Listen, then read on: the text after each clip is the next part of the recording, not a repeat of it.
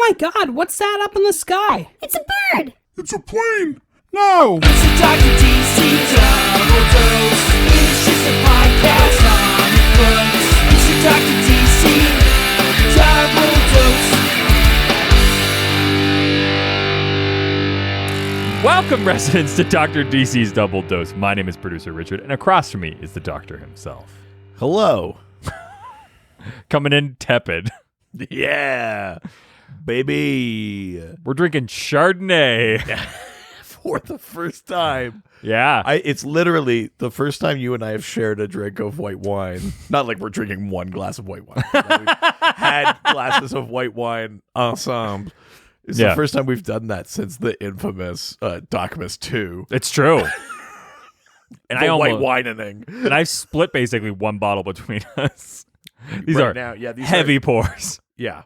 Yeah, you decided you really wanted to get loose for this. Because I was like not feeling ready to do it. So I figured that. Listen, we're in a weekend. Yeah. It's basically like a 4-day streak of having to record too much. Yeah. I've been a 4-day streak since I could think of it. Go on. I haven't had a 4-day streak since I ate too much Taco Bell. And it's my underwear with streaks. It's a poop joke. You know what you should have done? Shit in a bag.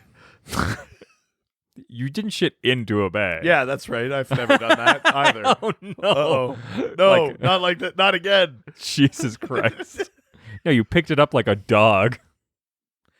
I didn't want to, but I did it to spare the people I live with. Because there was no other solution. There wasn't really, other than being more embarrassed. Or, this was a private shame that I shared on a podcast. If there was like a tool or something you could have used.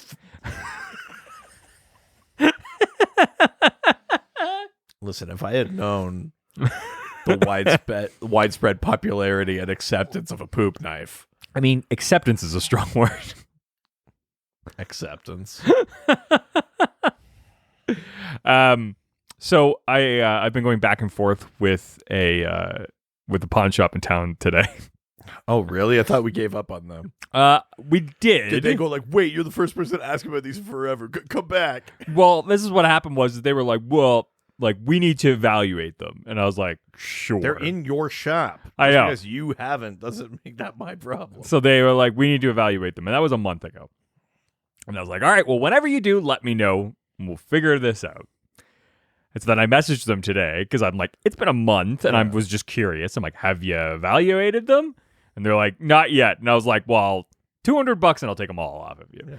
And they were like, well, we don't know what they're worth. And I was like, you don't have anything. I was like, you don't have anything. And even if you thought you did, they're not professionally graded. So I'm not going to take your consideration. And I looked through them and they're all like 80s and 90s. So I guarantee you that anything you have value of, max is going to be worth like $40. Yeah. But you're not going to get it. They're probably not in great shape either. They're in fine shape, but they're not even, they're bagged but not boarded. But they're probably like 7s, right? Yeah, exactly. You're not going to get full price for anything, even if it was valuable, and you don't have something valuable. Yeah. And so I was like, look, like, one, like, nobody else in town is going to go in there and ask for these. 2, if anything, the other guy in town will offer you less. Yes. I'm like, they're bagged and not boarded. Don't have them professionally graded, and if you did find a price for it online, you then have to ship them. And shipping from the Yukon... Now you got to ship them, get them graded. Yeah. I'm like, it's not going to be, I'm willing to do this right now, but this is a one-time offer, and I'm not going to do this tomorrow. And they're like, well, we need to figure it out. I'm like, I'll give you an hour, and then I'm not going to buy these. Look at you. This is like supervillain ultimatum levels. That's how we got these, baby. It's true. We did fleece that grieving widow. Yeah, I was leaving for a trip in an hour. Yeah, a trip straight to my living room where me and my friend will sort through the treasure hoard. So in like an hour after that, I messaged him and I was like, hey, I'm like, have you done this yet? And he's like, well, an hour's not long enough. And I'm like, how about 4 weeks? Oh, wait, I already gave you that. Wow, you're coming in hot. Do you actually want these that badly, or is it not just really. that they exist? No, it's the one they exist. It's just that comics exist and no one's claiming them? Partly. Also, I'm first frustrated at bad customer service, which is a real thing. Like I know, but then why continue to like? Well, now it's a point of contention. That you want them to have your money? No, the logic's not quite lining up for me. No, now I'm not even. I know I'm not getting it, so now I'm just mad. So now I'm just lashing out. Sure. And so I said that, and the guy was just like, "Well, I don't know what to tell you. We need more time to grade them." And he's like, I think I could sell these for more on eBay. And I was like, well, then do it. But guess what? You still got to ship them all and find somebody who wants these things that you don't have professionally graded. And I was like, good luck. Yeah. I was like, but just so you know, I already gave you 4 weeks, so don't pretend like I'm being the hard one on you. Yeah. And he's like, well, we've been really busy. And I was like, really? Because I've never seen anybody go into your shop, come out of your shop, or inside your shop when I've been in there. So I don't think that's the problem. And he's like, well, I'll talk to you in a month. They'll probably still be here. And I was like, yeah, they will. Yes, that's what I've been saying. Yeah. So infuriating. Yeah, I mean, I wouldn't even pay $200 for it. There's some decent stuff. I can't remember everything, but I remember being like, it's pretty good. I don't know. I don't know. If I just looked at a pile and I can't remember any of them and I went, it's pretty good, kind of feels like I don't want it. Yeah, it's pocket I know change, you're it's less fine. discerning than I am. You just like they exist, so you should collect them because you've got like a weird brainiac thing going on. I did get some good stuff from Well Read today, though. So there was a few trades, mostly Marvel stuff, but there was that Superman one that I sent you. Oh yeah. And there was a Wonder Woman 77 trade. You must have gotten there like minutes before my wife, because she was like, I stopped by Well Read. They didn't really have anything. And I was like, I bet Richard. That Superwoman one's cool though. Yeah, it's a volume 2, but still, it's cool. Yeah, it's cool series. Yeah, I'm looking forward to getting into that. But yeah, so, but it's okay because I'm going to Vancouver next week, and I'm then going to Ontario. I told you, you've already hit Vancouver comic shops. Save the space in your bags and shit for Ontario. Hit I will. The shops you haven't hit yet. I will. There was a couple shops that I hadn't gone to in Vancouver though, so we'll see. I mean, you also. We might go to Vancouver in February. Like, you don't have to hit them now. Yeah, but they have a higher turnover rate than up here, and even up here, there's new books all the time. So right. I know, but again, this is just FOMO. This isn't like anything discerning about your collection. I'm sure there'll be stuff there that I'll want. It's such a sickness. You're sick. You're sick. I've got you're a sick. sickness for the book thickness. Yeah. And by that I mean trades. Yeah, sickness for the dickness. Like DC, if you tried to say it, it had no vowels. Oh, are you talking about DC dick? Are you talking about Discern Comics? Oh, yeah. Discern commercials. Yeah, that's what it was. Yeah, great game. Oh, yeah. That was last week. Game I was weirdly good at. I mean, So we'll never be playing that again. Good? I got 4 exactly right. Yes. And a bunch of them very close. Yes. Out of 19, you got 4 right. That's correct. Oh. No, sorry, I got 5. No. Oh, never mind. Well, fuck this. You actually got 6 right. Oh, okay. Out of 19. Whatever. I don't give a shit. It's fucking stupid ass. Oh, Lordy. So, why I asked you about Green Lantern today. Yeah, you were texting me and asking me about Alan Scott and Yeah. how he is categorized among Yeah. the other Green Lanterns. Well, because he's in the Justice Society, correct? Yes. So I've been watching Stargirl. Yeah, you've just started back in. Yeah, and I'm on episode 6, and she's going through that like duffel bag, and there's like the Green Lantern lantern in there, and I was like, well, hold on. I was like, are they going to give someone that lantern and make that person become a Green Lantern? And I was like, does that person become a Green Lantern then? I'm like, that doesn't count. That's not. And I'm like, does he part of the Corps? Okay. Quick primer. Yeah. It's there's a lot, but the quick rundown. Because I know it's a different system. Because he's the Golden Age, he's the first one. So like the idea of the Corps, like the police force, hadn't been invented when he came around in the comics. His powers are actually magically based. It's a thing called the Star Heart. It's connected to like the force of life and stuff. And it that power is it like sort of lives in the Lantern. Yeah. But he technically he has the lantern because he's a train engineer. It's like a train engineer lantern. But the power lives in there and he charges up and stuff like that. So he charges, he's got a ring, he's got a lantern. Yeah. The lantern looks like the Green Lantern. Yeah, but again, his weakness is wood. Oh yeah, I forget that. So if you stab him through the heart with a stake, he'll die. Yeah, he'll fucking die. Wow. So then, Silver Age, they reinvent, they make it more kind of sci-fi. They make the space cops. It's willpower, and blah, blah, blah, whatever. And they call them Green Lanterns because they're like, well, how did we just update the idea of a Green Lantern? Sure. Right. And they're on separate Earths. Yeah. Golden Age is Earth 2, Earth 1.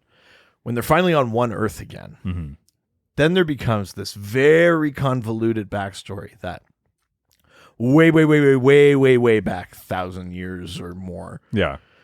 A lantern, like a Green Lantern from the core, landed on Earth, died, and someone got the ring, but then they were messing with the lantern or something to do with magics and shit like that. Yeah. And they like alter it and it merges with the Starheart and it becomes its own thing. So And technically, that becomes the thing Alan gets. And that's their way of going like, and that's why we're all Green Lanterns.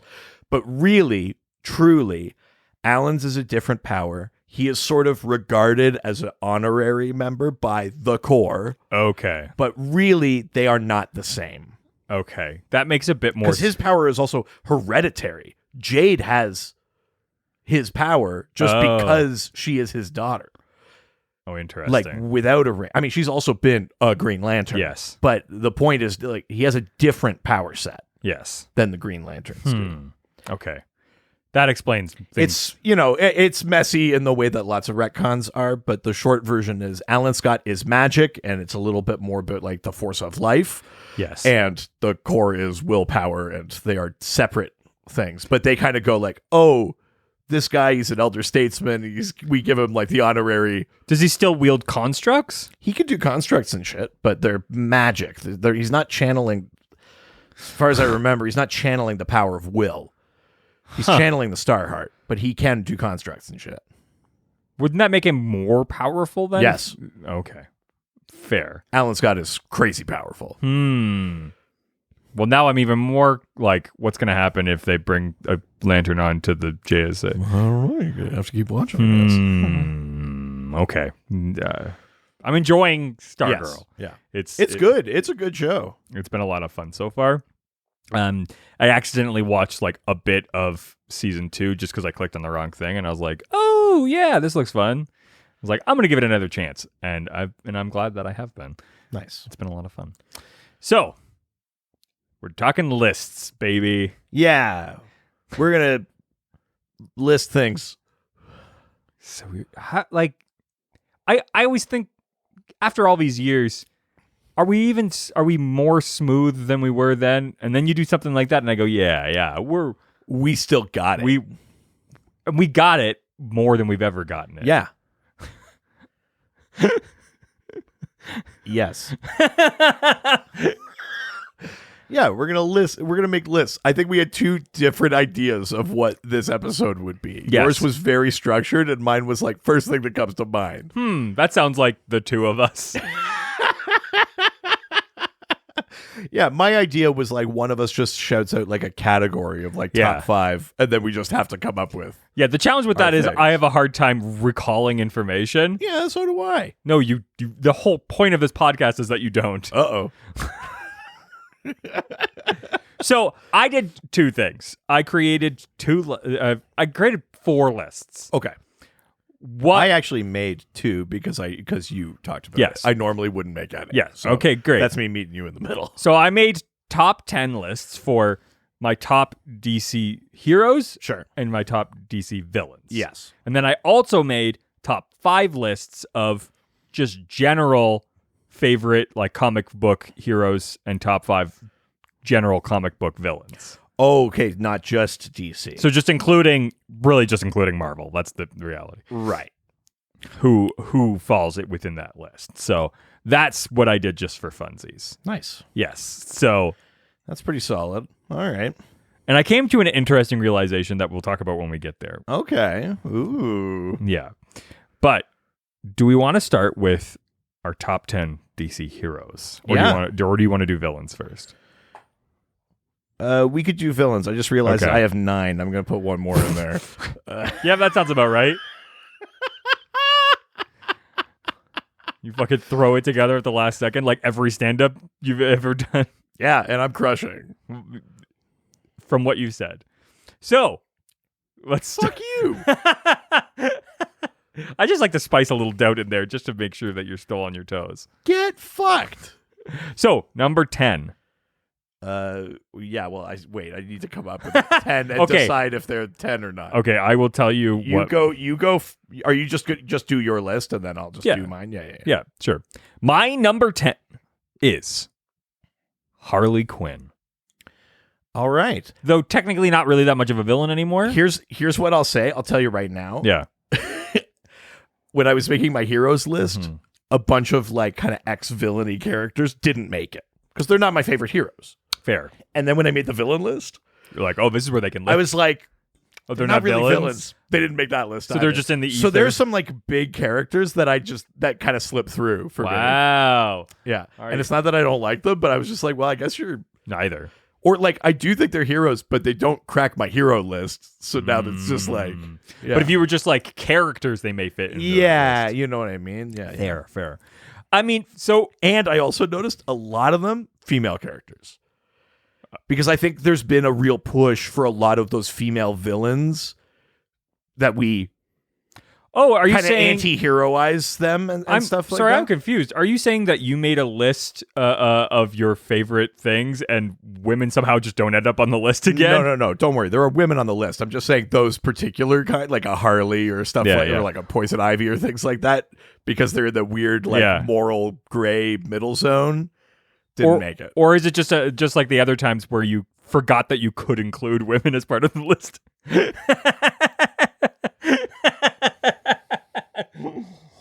I am who I am. That's my favorite thing. Sometimes I'm just thinking about beefcakes. I don't know what to tell you. Look, and sometimes people ask you for your favorite moms, and you think that just means the one you want to fuck. That was you. I know. I didn't do that. Yeah, I think I think we both did it. kind of did it, and then I kind of clued in. Yeah. So I think for me, Sure. So Harley, number 10. yeah. Here's the thing with all of these lists. I don't have the exposure that you do to these things, and I'm starting to dip into the comics, and they're definitely having an impact on my list. I think the list I make now is way different than I would have made 4 years ago. Yeah. Without a doubt. I think Harley is always such an interesting character to me, and especially because of the recent movies and some of the books that we've read. I really love her, and I haven't gotten a ton of exposure of her as a hero. Yeah. Most of it has been her as some sort of like villain leaning. Right. The movies go more hero for sure, only just because she's forced to fight against villains, so it kind of makes her the hero. Yeah. But I wouldn't say she's like saving the day. Sure, I know what you mean. Yeah. So for me, I Harley, obviously, I was a huge Batman the Animated Series fan. Yeah. I think that there's so much depth to that character, and I think that's one of the reasons why I chose a lot of the characters on my list in general is I care more about depth and opportunity for growth than I care about the person's got cool powers or can do something that's interesting, right? Sure, yeah. I think for me, it's more about like how much do we know about that character, and is their motive interesting, and her growth in general. One, going from being like a doctor, like an actual legit professional, like high in her field, to then becoming a villain is that thing is always, that setup is always going to be interesting, right? And then the fact that they actually play with it, though they don't really touch the psychology of her very often. When they do, it's interesting, but yeah, I mean, when a Harley book is well written, it also leans into, like, I think the first arc of the most recent run of Harley was good because she was going up against Hugo Strange. Yeah, so it was kind of like both of them pulling out like the doctorate kind of thing against each other and like psychoanalyzing each other, kind of like, I think there was a fun dynamic to that. Yeah, that worked really well.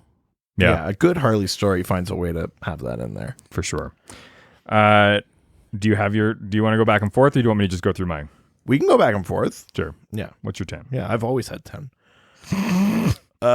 So I will say with my list, I went with my gut. I didn't overthink it. If I thought it, I put it down, and they're roughly. I did very little reshuffling, basically. Yeah. Very little kind of like revising of the list.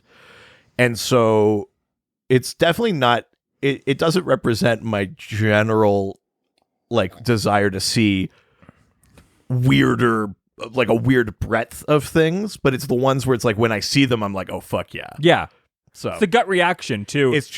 It's all gut. That's what For me, if it was like, if I was looking for a book or I heard a movie was coming up of that character, what would I be more excited for? Sure. Yeah. So my number 10 is Ocean Master. Wow. Orm. Yeah. I love the... I mean, you're a big Aquaman guy. I love the sort of like the half-brother thing. Like, I love that relationship. I like the idea that, like, I think when Orm is written really well, it's that, I mean, he is maniacal and he is like an egotist. He has bad traits and stuff. Oh, those are bad traits. But he's also a product of his upbringing. Atlantis is like notoriously xenophobic and distrustful and stuff like that. Well, and it's like, of course, royalty. Of course, like, Orm, sort of high-level royalty, pampered, taught to distrust the surface, would be so quick to violence or quick to want to invade or things like that. Of course, he becomes like a bad ruler that way. Well, and the PR of like the surface from there must be pretty hardcore. Like, well, yeah, you know, and for the memory of Atlantis, it's also relatively recent. Yeah, it's like the last 150 years. It's basically an assault, right? Like things were mostly fine because they couldn't really tell, and then it was like, oh shit, like they're like no, they're drilling for fucking oil in our territory, in the sea, and like making oil spills and there's shit. a bunch of shipwrecks. Are they having wars up there? Yeah, they're kind of valid in their opinion, and that's the thing that I think I kind of dig about Orm is like the strength that Arthur brings to the throne, and that Mira eventually brings to the throne as well, is the experience of living on and among the surface dwellers. They have the perspective to like acknowledge the problems in both societies and stuff like that, and to try to bridge them as opposed to just writing them off or something like that. So it makes for a really cool dynamic with Arthur. I like, they do it briefly in the movie, maybe not as much as I would have wanted, but I like the idea of like, I kind of wish that we could have been better brothers, but we're just never going to. We're never going to see eye to eye on this. I got a brother like that. But you know, like I think it's an interesting dynamic. It's like a Thor and Loki kind of like. Love that. That is a very strong. Has he been turned at all yet?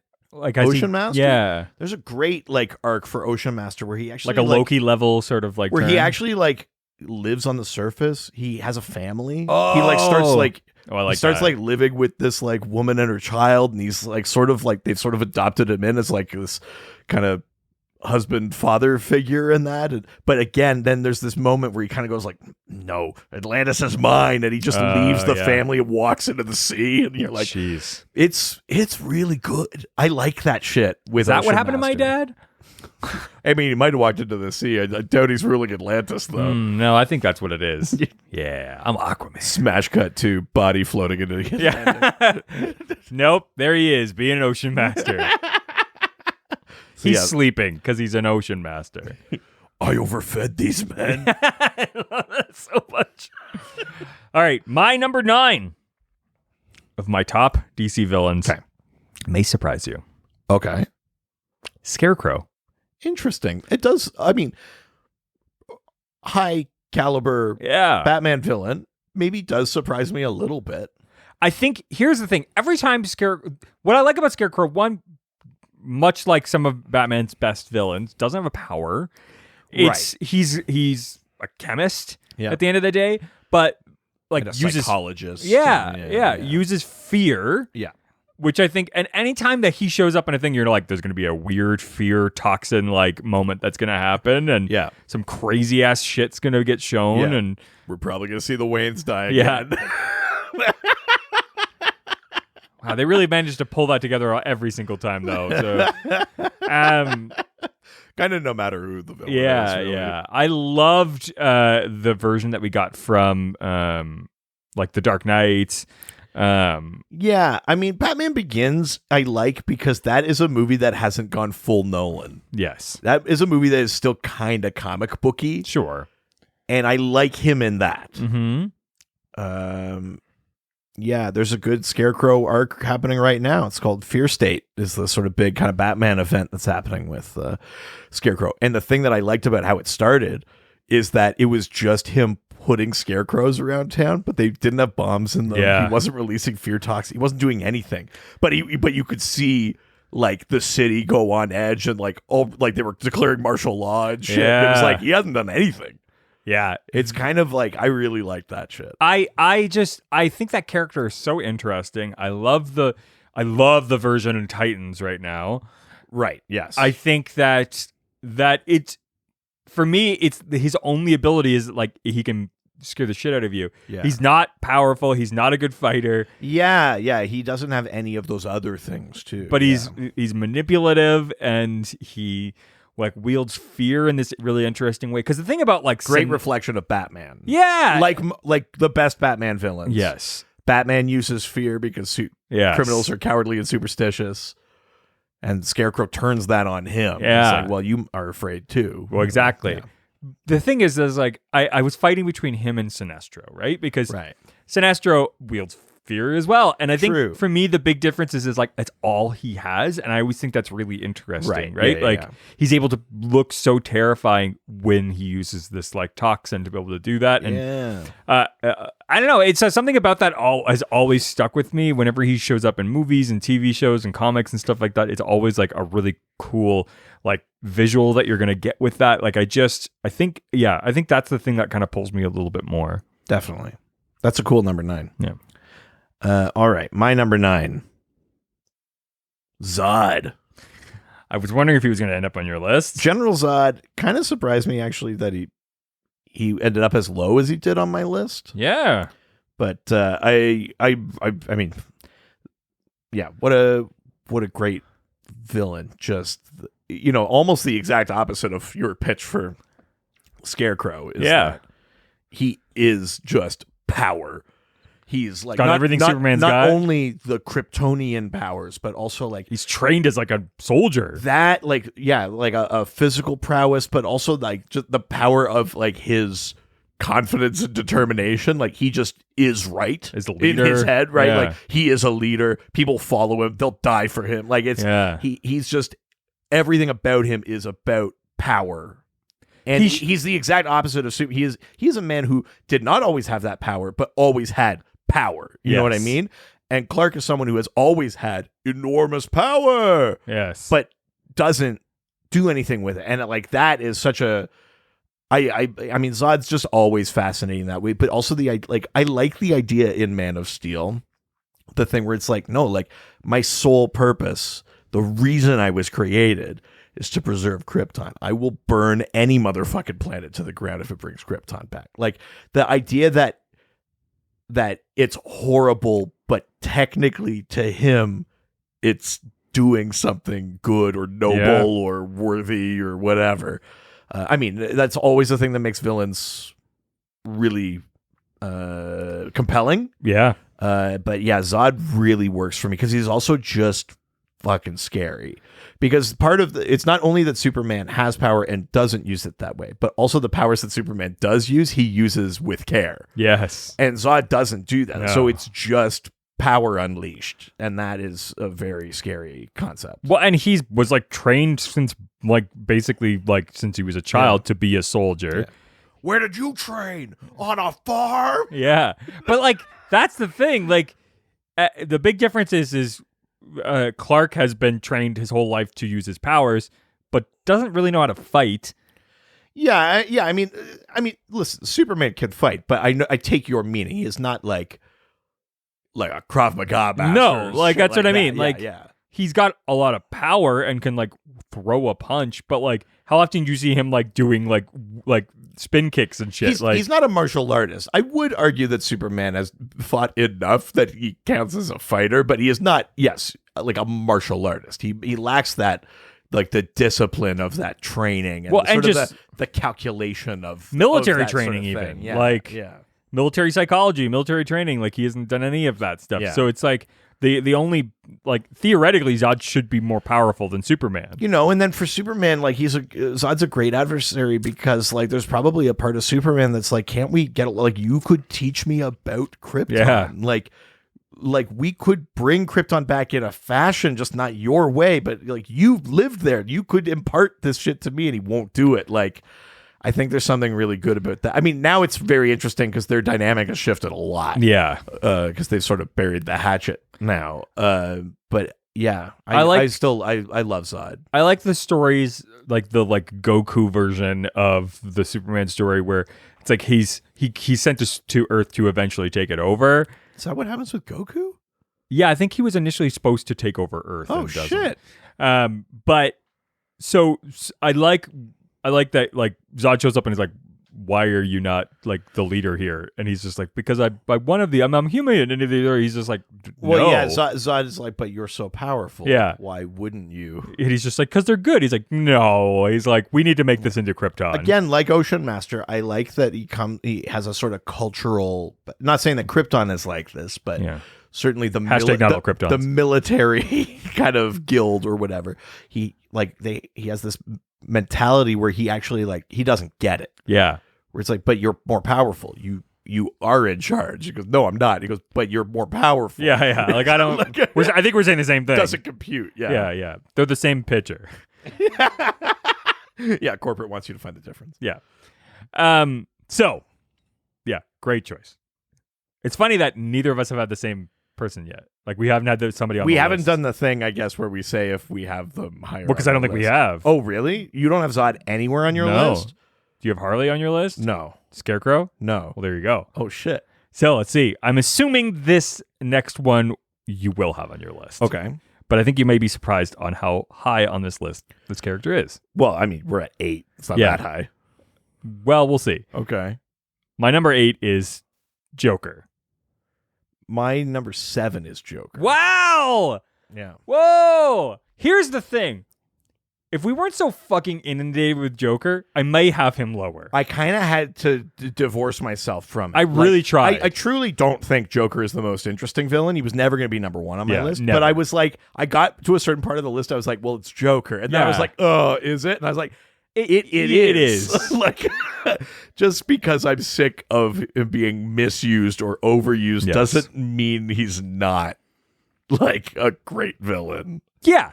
He's objectively a great villain. He is like chaos incarnate. If anything, I've already probably corrected for my like overtiredness of him by having him that far down. Yeah. Yeah. And I think that was sort of the case with me. At the end of the day, the things that always interest me in villains is, again, like, what's their motive? And the fact that he has no particular motive, Yeah, that is what makes him terrifying and definitely. unbeatable. Yeah, and he's the exact opposite of I mean, he's the exact embodiment of the thing Batman suited up to fight, which is random crime. Yeah. Like it's the randomness of the deaths of his parents that I think shocks him, and that's the main reason I hate when they do the like, The they were in mob. deep with the Falcons or whatever. It's like, no, it's just Gotham has crime, Yeah. and they were just in the wrong spot because they walked through a fucking alley with their kid at night. I was just looking for a parking spot. I could not find. Oh, it's so difficult to find a spot. But like, the Joker is just that. It's just there's no rhyme or reason. Yeah. He's chaos, and it's he's like the perfect embodiment of everything that Batman is fighting against. Yeah, exactly. And the fact that he's able to succeed without actually having any like innate ability. Yeah, I mean, he technically, yeah, I know what you mean. He doesn't have powers per se. He does have like toxin immunity and shit like that. He is like a brilliant chemist and things like that. The toxin immunity, you could argue, is almost a power. Because he's like how pervasive it is. Yeah. You just like walk through like fucking any gas and he's fine. But Yes. It's also just how little he cares. Like all of it matters to him, and also none of it matters to him. Where he's like, Yeah, I guess like you can cut like I'll cut my hand off, and then if you don't do something with it, then like I guess the harbor freezes. And he's like, all right. Yeah. It does. None of it matters. I think that's a huge component of it. I think that his love of Batman too, and like his like, well, this is what we do though. Like you're the good guy, I'm the bad guy, and like let's have fun, do that. I do like those moments where he's kind of like jilted. Yeah. I've talked about it before, where he kills Alexander Luthor Jr. from Earth 3. Yeah. Because he wasn't invited to the secret society. Yes. He might not have wanted to do it, but it was that he wasn't invited. Yeah. I love that. I love the death of the family thing where he's like, we have too big of a cast of characters. Let's pare it back down to you and me, Bats. Like, I like that kind of, there's like a weird reverence for the relationship. Yes. And, yeah. That's what matters more to him than anything else. Yeah, I enjoy that. It's for the love of the game, baby. I mean, even right now, like Joker fully knows Batman is Bruce Wayne. Yeah. He's known since 2013. He doesn't care though. Yeah. That's not the point. It's not the point. Yeah. It's Like he's not blasting it on the news or anything. He's still using it. Yeah. He used it in Endgame. He used it in Joker War, but like that's not the point. no, it's about the fun of the game. You know, technically at any moment, Joker could just show up in the manor and slit his throat. Yeah. And he doesn't because he doesn't want to. Yeah. It's he's terrifying. It's like he's a crazy person that found it's a person who's already going to be a serial killer, and then they found out they knew exactly when the world's going to end it, and it's within a few years. Yeah, Like- and it's almost like spirit, like he sees himself as like almost like a Like necessary. cosmic destiny, Yeah. kind of like no, this is like what I exist to do. Yeah, but I was supposed to be here, so why not just do it the best I possibly can? Yeah, and also like you can't touch me. I'm part of this. Would he also like he almost recognizes that he's part of the fabric of like the he's like, story. oh, I know Like, when I'm gonna die, and that's not now, so let's just do everything crazy as possible. it's awesome. Yeah. Yeah. He's a great character. Oversaturated, of course, Yeah. but undeniable. Yeah. So who's your number 8? My number 8. Oh God! It flipped to my heroes list. I was like, no, not like this. My number 8, Leonard Snart, Captain Cold. Leonard Snart is my number 6. Oh, there you go. Yeah. Yeah, I really like Captain Cold. I mean, I like the rogues in general, but Captain Cold tends to be the one that I think has the most discernible personality in the Yes. comics. Like, if you were to ask me, like, what's Weather Wizard like, I'd be like, I'm a little fuzzy. Yeah. But Captain Cold is really distinct as a character. Yes. And I think then it kind of is imbued into the rest of the rogues. I love the idea of just like someone who he's sort of adopted the gimmickry and the imagery of the world of superheroes, but he's really just a crook. Yeah. Like, And he just wants to be a he is crook. not after time dominance, World or- domination. He doesn't even really want to take over the city. He doesn't want to be fucking mayor. He doesn't want to do any of that shit. He just wants the score. Yes. And part of it is, like they say it all the time. It's like one last job for the rogues, and then we're at, like, but Yes. it's never that, because it's about the score. It's not Yes. about how they live once they have it. You know what I mean? Like, there's something like, you try not to romanticize it too much because it's like almost like an act of like class aggression, but like you're kind of romancing that like kind of blue collar, like, no, my dad taught me how to do this. Yeah. I know how locks work. I work with my hands. I'm not He's one a of these, jobber I'm villain. not a yeah. fucking scientist. You know what I mean? Like, he's a jobber villain. There's that thing in Forever Evil where he has to build a new cold gun Yes. because he just takes it apart. because he and- had used the old cold gun to have his powers written into his DNA, which was a fiasco. And then Deathstorm ripped his DNA apart so he didn't have powers anymore. Jesus. So he had to build a new cold gun in Forever Evil. And Lex looks at him and says, like, you didn't even graduate high school. How the fuck are you building a functioning cold weapon? Like, I took it apart. And he just goes like, I don't know. Like, I took it apart like a million times. I know every piece. I know what they're made of. I put it together. Yeah. I couldn't design it, but I know my gun. Yes. And I love that, like, Yeah. it's just that blue collar, like, salt of the earth Yeah. kind of shit. And especially up against Barry, who's this, like, so cerebral scientist, and he's got this cosmic power, and that, and for, like, one of his main villains to be this. Yeah, I love Captain Cold. I think he's compelling. And I love that he has a code. I love when he's pushed on that. I like the sort of like, maybe in another life you and I could have been, but like, I love that shit. Like, there's something so romantic, I think, about Captain Cold and his relationship to Flash, where it's like, wow, like if like something different happened somewhere in the timeline, he could have been a better version of himself. And I like that they explore that on Legends and the Flash. And like, Captain Cold is fucking great. An amazing villain. I like also the relationship that he has with villainry, which is like it's a similar thing to Joker, where it's like, hey, I know my role, but I also don't want to go outside those boundaries because, hey, if I kill somebody, then I'm gonna get stopped. But if I just do like petty crime and I mean, you're right. It's like the sort of detente thing, but it's also that like morally he does like it's not just that that would make the Flash come after him. It's that he doesn't want to. Like Forever Evil, the Justice League are gone. It's just a world of villains, and still he's like, no, the rogues don't do this shit. And he starts fighting the crime syndicate. You're like, that's fucking ballsy. Like. And he's because he also doesn't want anything to fuck with his like crime shit that he's got going on. Do you know what it is? I realized what it is. He has strong, you fuck with one of us, you fuck with all of us New York energy, like from the Spider-Man movie, like the Raimi Spider-Man. It's like, no, he's a New Yorker. You gotta go through us. Captain Cold has that kind of energy. Someone fucks shit in Central City. He's like, no. We fuck shit in Central City. Like. He likes his like little life. That's exactly it. It's like I get up, I have a cup of coffee, I go rob a bank, I come back home. I like the low ambition of Captain Cold. There's, I don't know. It's low ambition, but he's got a powerful weapon. Weirdly noble. Yeah. I don't know. I like it. Maybe that's patronizing or something, but it's like, I will always take Captain Cold. There's something like ACAB about him where it's just like, it's like, no, I'm just settling the fucking score. Like. Yeah, I think there is a reading of Captain Cold that's a little, like anarchic. Yeah, kind of like that. Yeah, I think you're right. Yeah, I love Captain Cold. Love Captain Cold. My number 7. Yeah. My number 7 was Joker. So this is all you. My number 7 is Bizarro. Wow, Bizarro did not make my list. So now, which Bizarro? Bizarro from Bizarro Earth, where everything is kind of reversed, or Bizarro like failed Lex Luthor Superman clone? No. The opposite. Yeah, Superman, like different dimension version. Right.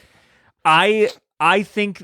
I mean, I've been reading a bunch of him because he shows up a bunch in that Action Comics run. He shows up like 3 times or something so far. Than like at least the series that I have, and there's something like.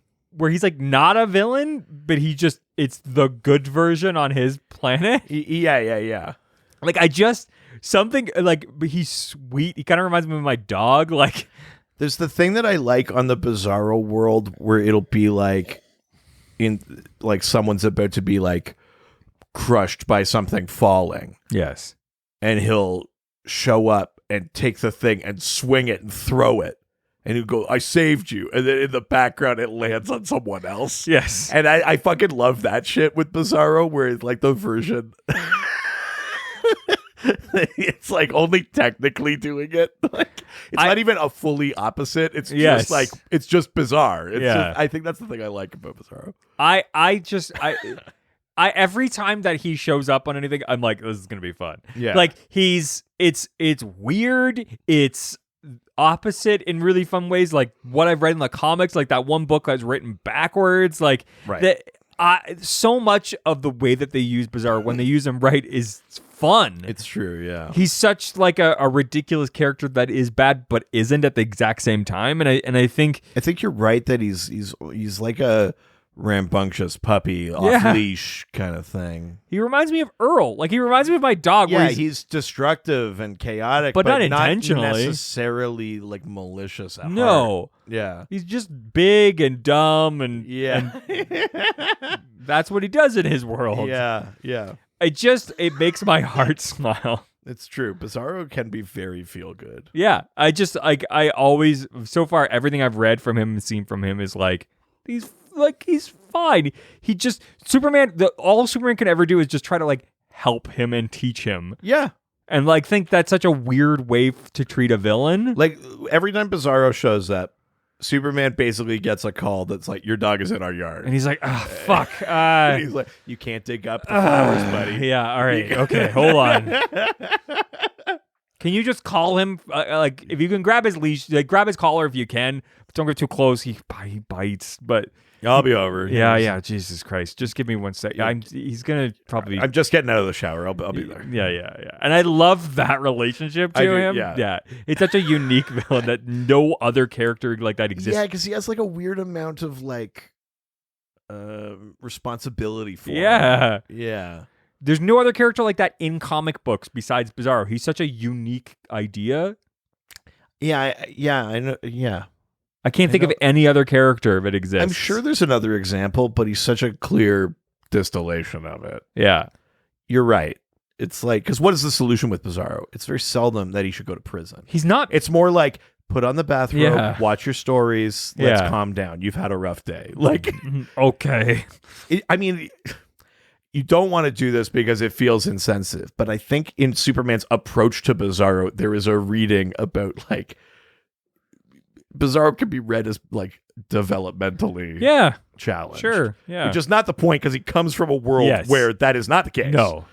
But it's that like it's just the different like framework of his thinking. And so Superman just has to be very gentle and guide him in our framework of thinking because it's not a thing that will come naturally to him ever. That's not how he's wired. Yeah. And so he has to deal with him with so much empathy and so much It's compassion that because he's just like there's no version like I could never punch you hard enough that you won't do this. Yeah. So that's not the answer. But it's also like like such an extreme and blunt version of a thing that we should be doing with bad people anyways, which we is should like be doing it with basically everyone. Yeah, there is the reality is, and the unfortunate thing is there's no actual bad people. Like that doesn't exist. There's people who have either like instabilities, chemical issues, or have been taught the wrong things. That largely, I agree. But there are also psychopaths and sociopaths. Yeah, but they just literally do not. But their brains are wrong. Like, yeah, fine. I take your point. I shouldn't split hairs here. Yes, I take your point. and I think and the reality is we just don't have the tools to be able to deal with that, and so some people just get put in jails and boxes. It's so much easier to quote unquote punch the problem. Yes. And so I think that is such a good representation of like it's an extreme like sort of mirror to go, this is the reality of what we're doing here, which is taking somebody we don't understand and punching them instead of trying to figure out how to work with their instabilities and things like that. And it illustrates there's a risk to that. Yeah. There's probably going to be more damage. This is going to happen again, but it's also the right thing to do. Yeah. Yeah. Bizarro. That's number a good 7. one. So your number 6 was Captain Cold. Yes. My number 6. Well, that was my sorry. Yeah, that was your 7. My number 6 is Captain Cold. Yeah. My 7 was Joker. So we've already talked about Joker. Yeah. So this is my number 6. Yes. Darkseid.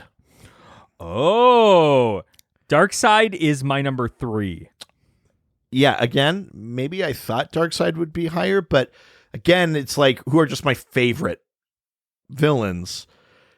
And so it's not really about the power scale or anything like that. Now, Darkseid, he's the baddest of the bad. He's the god of evil. He's, he's all of like maliciousness incarnate. And yet still not worse than his dad. And I love that. Yeah, I do. Yeah. Listen, it's a thing that I think drives people nuts when there's always a bigger boss. Yeah. But it's a thing I fucking love. Because it's like this whole everything that happened to death metal and shit, and then when the Chronicler showed up and he's from the Omniverse, and I was like, oh fuck, there's someone bigger. Yes, they're bigger than Perpetua. Yeah. I was like, fuck. Even with Perpetua, I was like, they're bigger than the Anti-Monitor. Yeah.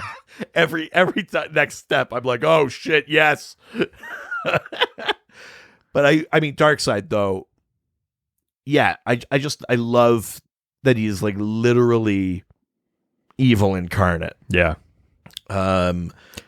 His design is great, even just like visually, he's great. I love how ruthless he is.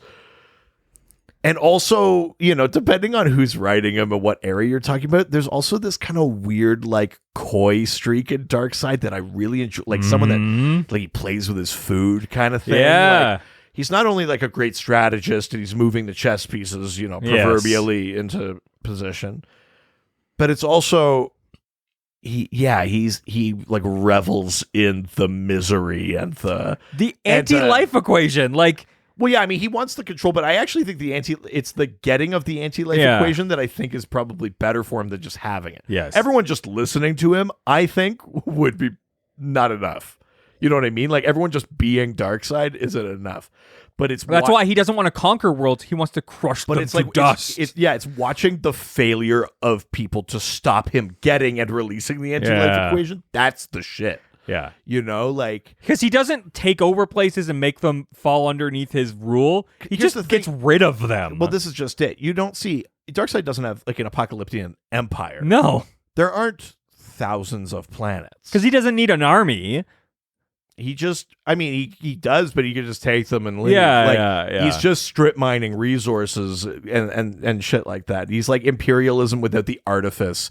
Like, he's not pretending that it's like, I guess we'll take care of this place. Yeah, like, yeah, he's not doing any of that shit. He's just like, I'll take what I need and I'll go home. Yeah. You know, like even the Klingons have like fucking Yeah. an empire. Yes. They got multiple worlds and art and culture Yes. and that, and he stamped all that out on Apocalypse. Like, there aren't songs on Apocalypse. There's like no shit like that. Like, he's the end. He's like entropy. Do you think he like taps his finger though? Like if there's like a good beat, yeah, he's just like he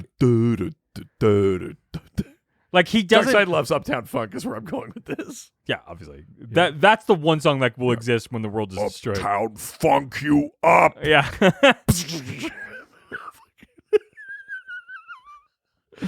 Music makes me weak, but I do like a good jam. What you know about rolling? Oh my down. god, you need to stop.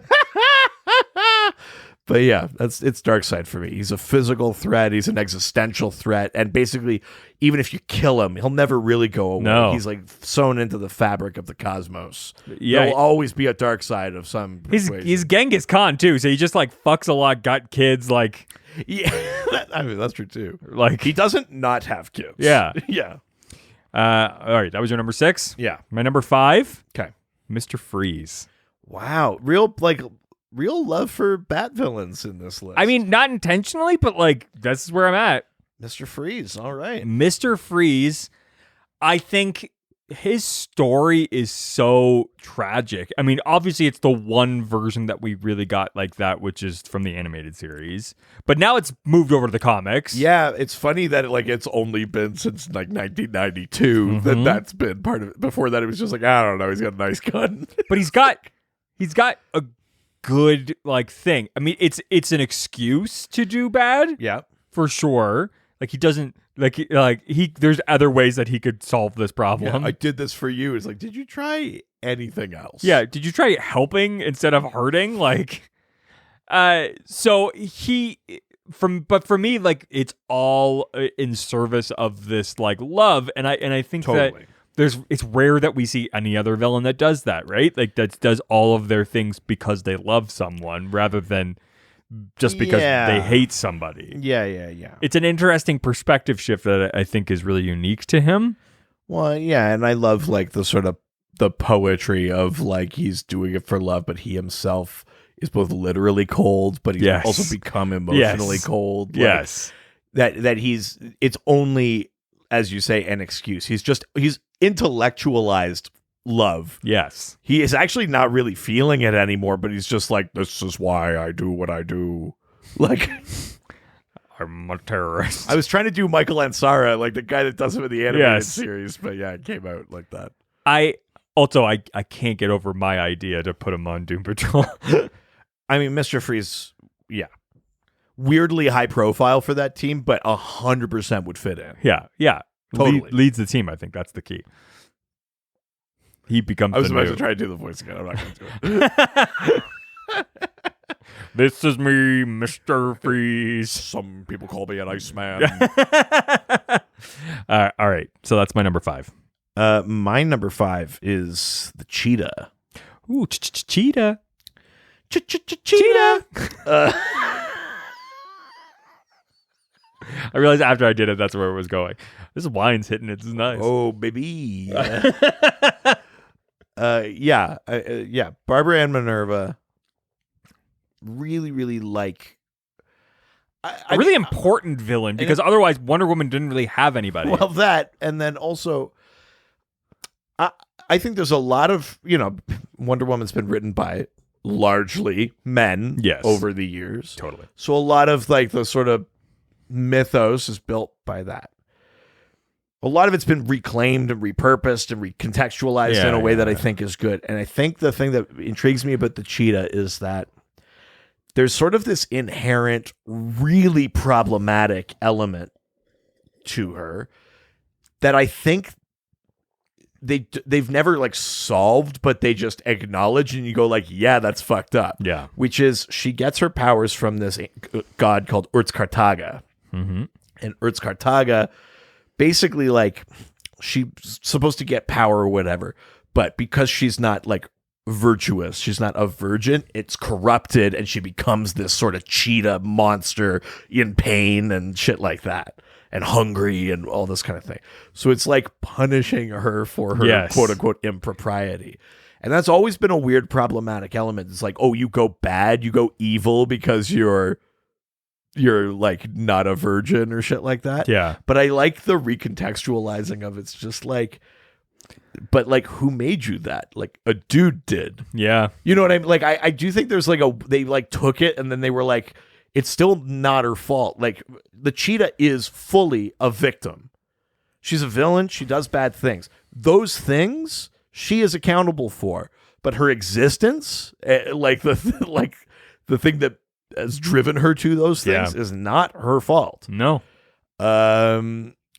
It's less her fault than it is the fault of other people that have bad accidents. Like, Harvey had bad shit going on in his head before he became Two-Face. It wasn't just the acid, you know?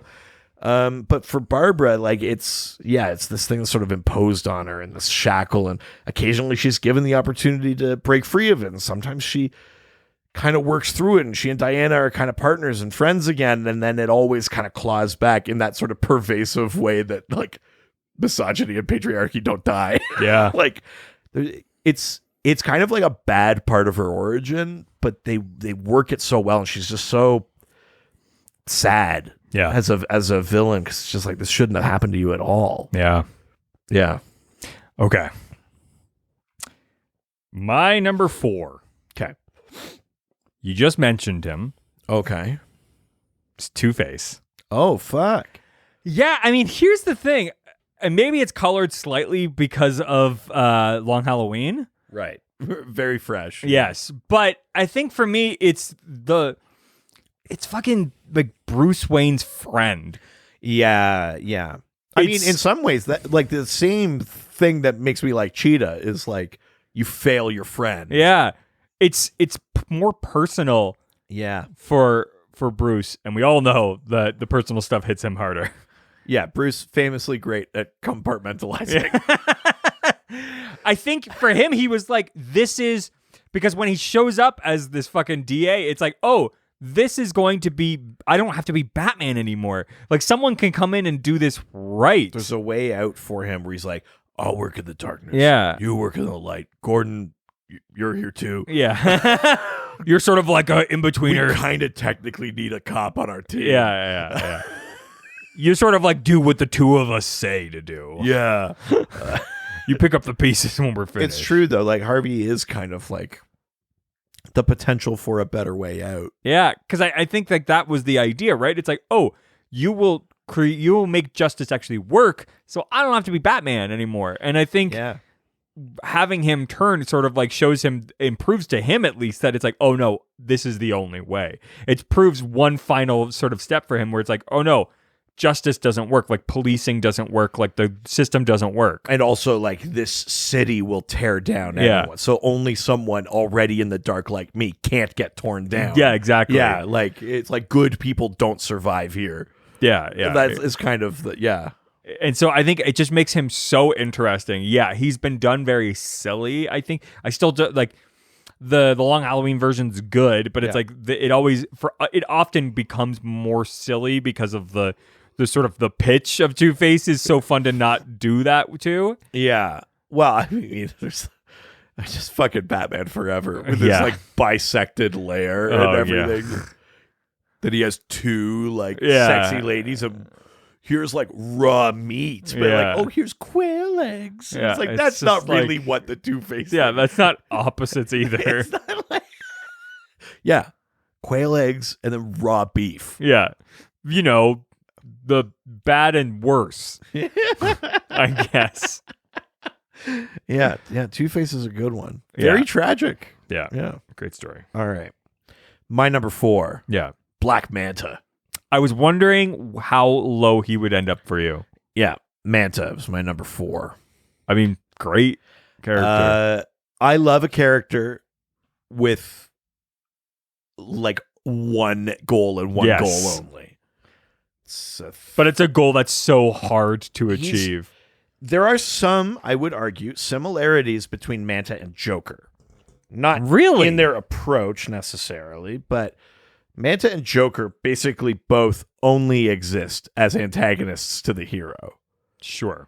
Like Joker is never going to be like, oh, but I achieved this other thing and Batman just wasn't even here, so never mind, I'll hang it up. Yeah. It's only ever in the context of Batman. And Manta only ever does anything in the context of Aquaman. Sure. Because as soon as Aquaman is dead, Black Manta hangs it up. Oh, wow. And he only comes back to, but the moment he finds out Aquaman's alive, He's like, oh, he kills a bunch of people in a fish market and walks into the sea. wow. He's like, he only exists to, Why does he kill a bunch of people in the fish market just because you're in the service of fish? well, because he was Like, working there. He was just like Yeah. living a life and selling Yeah, fish. And yeah, then yeah. he sees some news report that a bunch of heroes come back to life. And he's like, oh, Aquaman just fucking stabs a guy. And But like, why? because he's Black Manta again, baby. But it's like, but I thought it's all about Aquaman. Yeah, but like that will, like the carnage he leaves in his way. Like, it's not to say that Manta only does things when he knows Aquaman is there. Yes. But everything he does is like out of spite to and because of Aquaman. So if Sure. he's like raiding undersea treasure, he's like, Aquaman would fucking hate this. And it will fund me killing him. Sure. It's Oh, like okay. that sort of shit. I thought he you was know? just like, you're in the service of fish and Aquaman is too. You're dead. Yeah. Yeah, he stabs a bunch of fish and he goes, you tell him who Yeah. sent you. Yeah, he saves one fish from a school of fish. I want you to relay what you saw here. Yeah.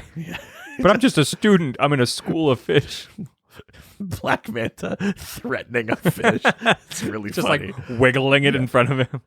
Or just talking through it like a microphone. It's like, I know you can fucking hear Oh, me, yeah, that's Aquaman. even funnier. Just That's like even a shrimp, funnier. and Yeah. he's- It's like, that's a steamed shrimp. I don't think it's going to work. But I think there's a similarity to Joker in that way. But Joker's thing is just like about the chaos. Sure. Whereas Manta has a very specific, it's vengeance. Yes. Aquaman killed his dad. It's vengeance. Yeah.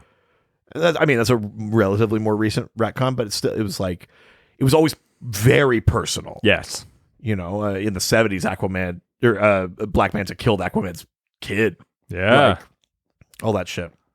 And I just love it. It's like the only reason he has to be is to bring misery and death to Aquaman. And Aquaman is like, yeah, I did kill your dad, but I'm sorry. And he's like, that's not good enough. No, you It's need like- to die. Retribution. because like you can't empathy out of it. No. There's comics where like Aquaman is like, I'm trying to end this. He's like, you can't. You have to die. It's the only way. There's a neat one from Rebirth where like Aquaman basically just says, I'm going to stop fighting. Go for it. Kill me.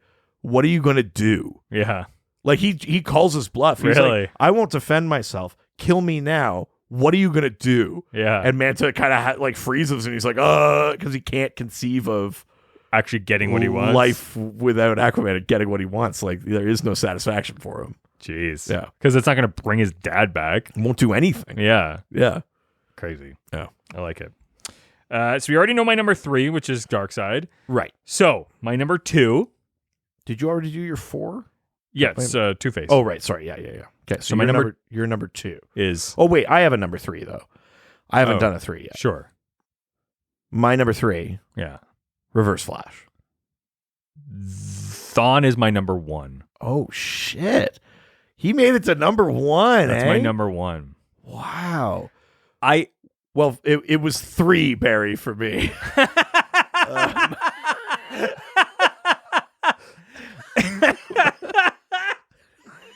God, that was too good.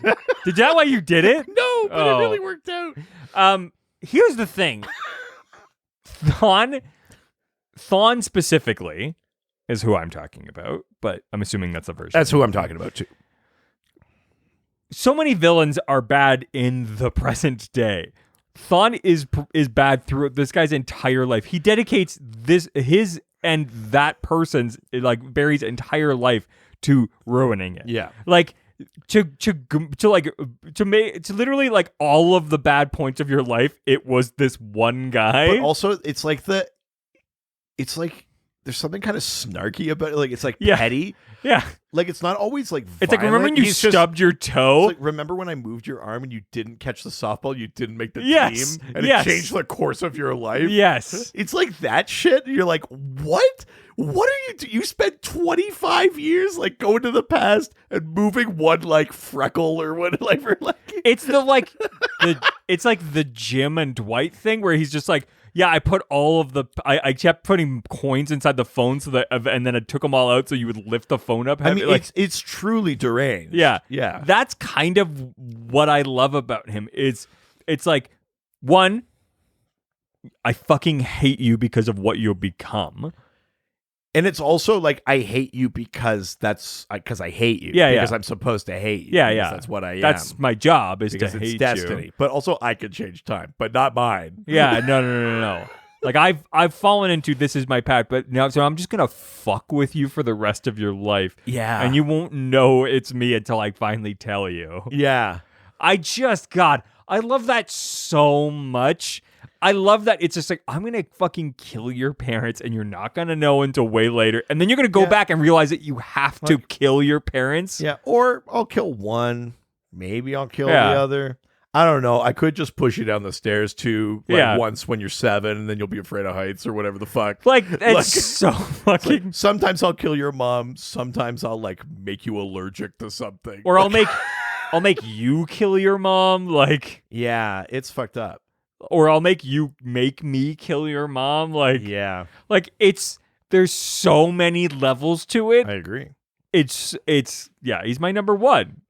He's the GOAT to me. Wow. You've been convinced. I have. Wow, Reverse Flash. I think it partly was our Reverse Flash episode. I was going to say. Wow. Yeah.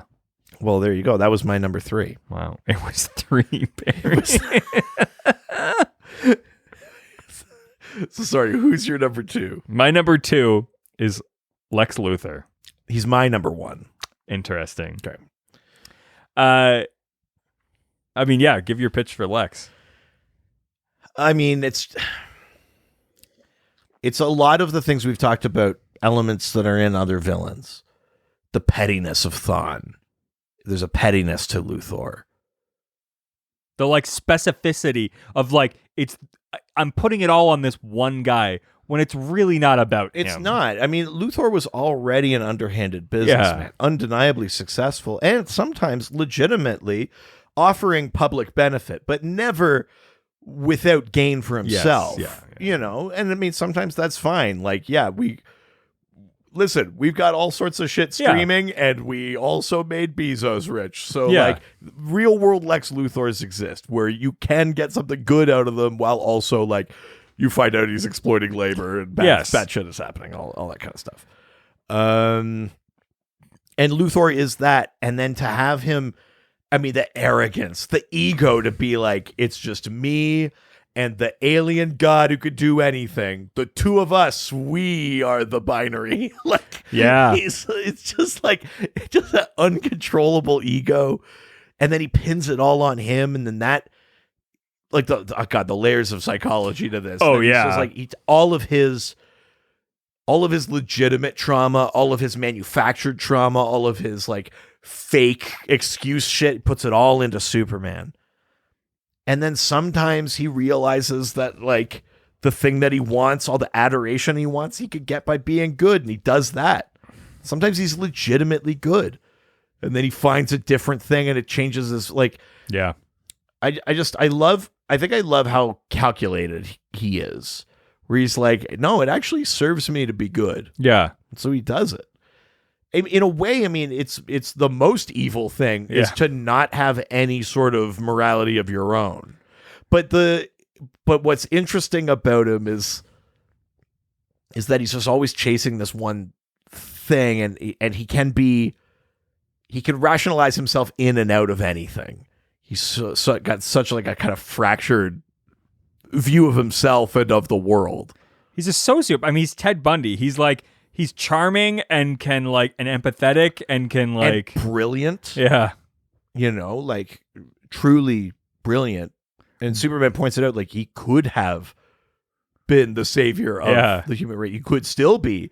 People wouldn't even pay attention to Superman if Lex was putting his money where his mouth was. Yeah. But, I love those moments where you can manipulate Luthor by attacking his intellect or capacity or whatever. Where Superman says something like, "You said you could cure cancer, go for it." Yeah, that shit. I think that's in a mesovirus or something like that. He does that. He's like, "I dare you to save this guy," and Lex is like, "Let me work." I kind of like that shit. Yeah, you don't even have it in you, and he's like, "Oh yeah." The calm, kind of cold, calculate, the way Clancy Brown plays him in the cartoons and that, I think that's the superior version of it. I much prefer that to the manic Jesse Eisenberg. Yeah, whatever. Yeah, I don't want to. Or the version that we got in the original Superman movies. Yeah, the Gene Hackman one again, weirdly manic.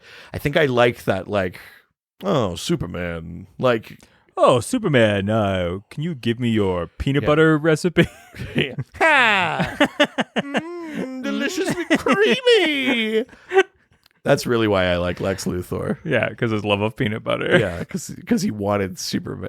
He wanted to know why he's Superman the smartest. Was so good. He's the smartest man on earth and can't figure out the recipe for. He can't just what's in peanut butter. Yeah, I'll never tell you. Fuck you. Couldn't reverse engineer peanut butter so funny. Yeah, that's why I like Lex Luthor. Superman hot cocoa. This is about hot cocoa. Yeah, I mean, he's just, if Joker is the scariest, most unhinged villain, Luthor is the most calculated, dangerous, totally, long-term foe. Yeah. Yeah. So, who was your number 2? So my number 2 was Sinestro. Oh, I was wondering if he was going to show up here. Yeah. So my number 2 is Sinestro. I mean, I love the sort of fallen lantern thing, that he was the best and it corrupted him or whatever. But I really like where he's at now, which is listen, I don't even want to kill all the Green Lanterns. That's not my point. I just want order. Yeah. And if I do that or you do that, I really like the shit that's happening between him and Jessica Cruz right now in Green Lantern. It's really fucking fascinating. Oh. Because she's joined him. Really? Because he's basically convinced her to. He's listen, fear is not just about making people afraid. It's about knowing how they think. Yeah. You can channel fear to do good things. Mm-hmm. It's Green Lantern number 6, I think. It's a really I'm doing a bad job of paraphrasing it, but it's a really fascinating angle on the power he wields and the power of the Sinestro Corps. And you're oh shit. And it's even Jessica Cruz is at some point Sinestro's going to do something bad, and I'm ready for that. But he's also, he might be bad, but that doesn't mean everything he's touched is completely irredeemable or whatever. Sinestro, his very complicated relationship with Hal Jordan, that he still views him as a friend, through everything that happened and all that stuff. Yeah, I mean, he's got Luthor's arrogance, that's him taking the white entity, I should be the White Lantern, and it doesn't work, of course, because he's too arrogant and shit. It's not really what it is. It's about him instead of about all life. But he's so powerful, and he's got an intellect, and he's got that kind of, I would expect to see him in the Count of Monte Cristo. He's got a sort of aristocratic kind of air about him. And I like that. My He wife, kind of peers down at the ants below it. You know, like there's shit like that really works as a villain. my wife loves Count of Monte Cristo.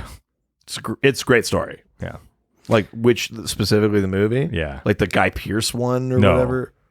The original. Oh, okay.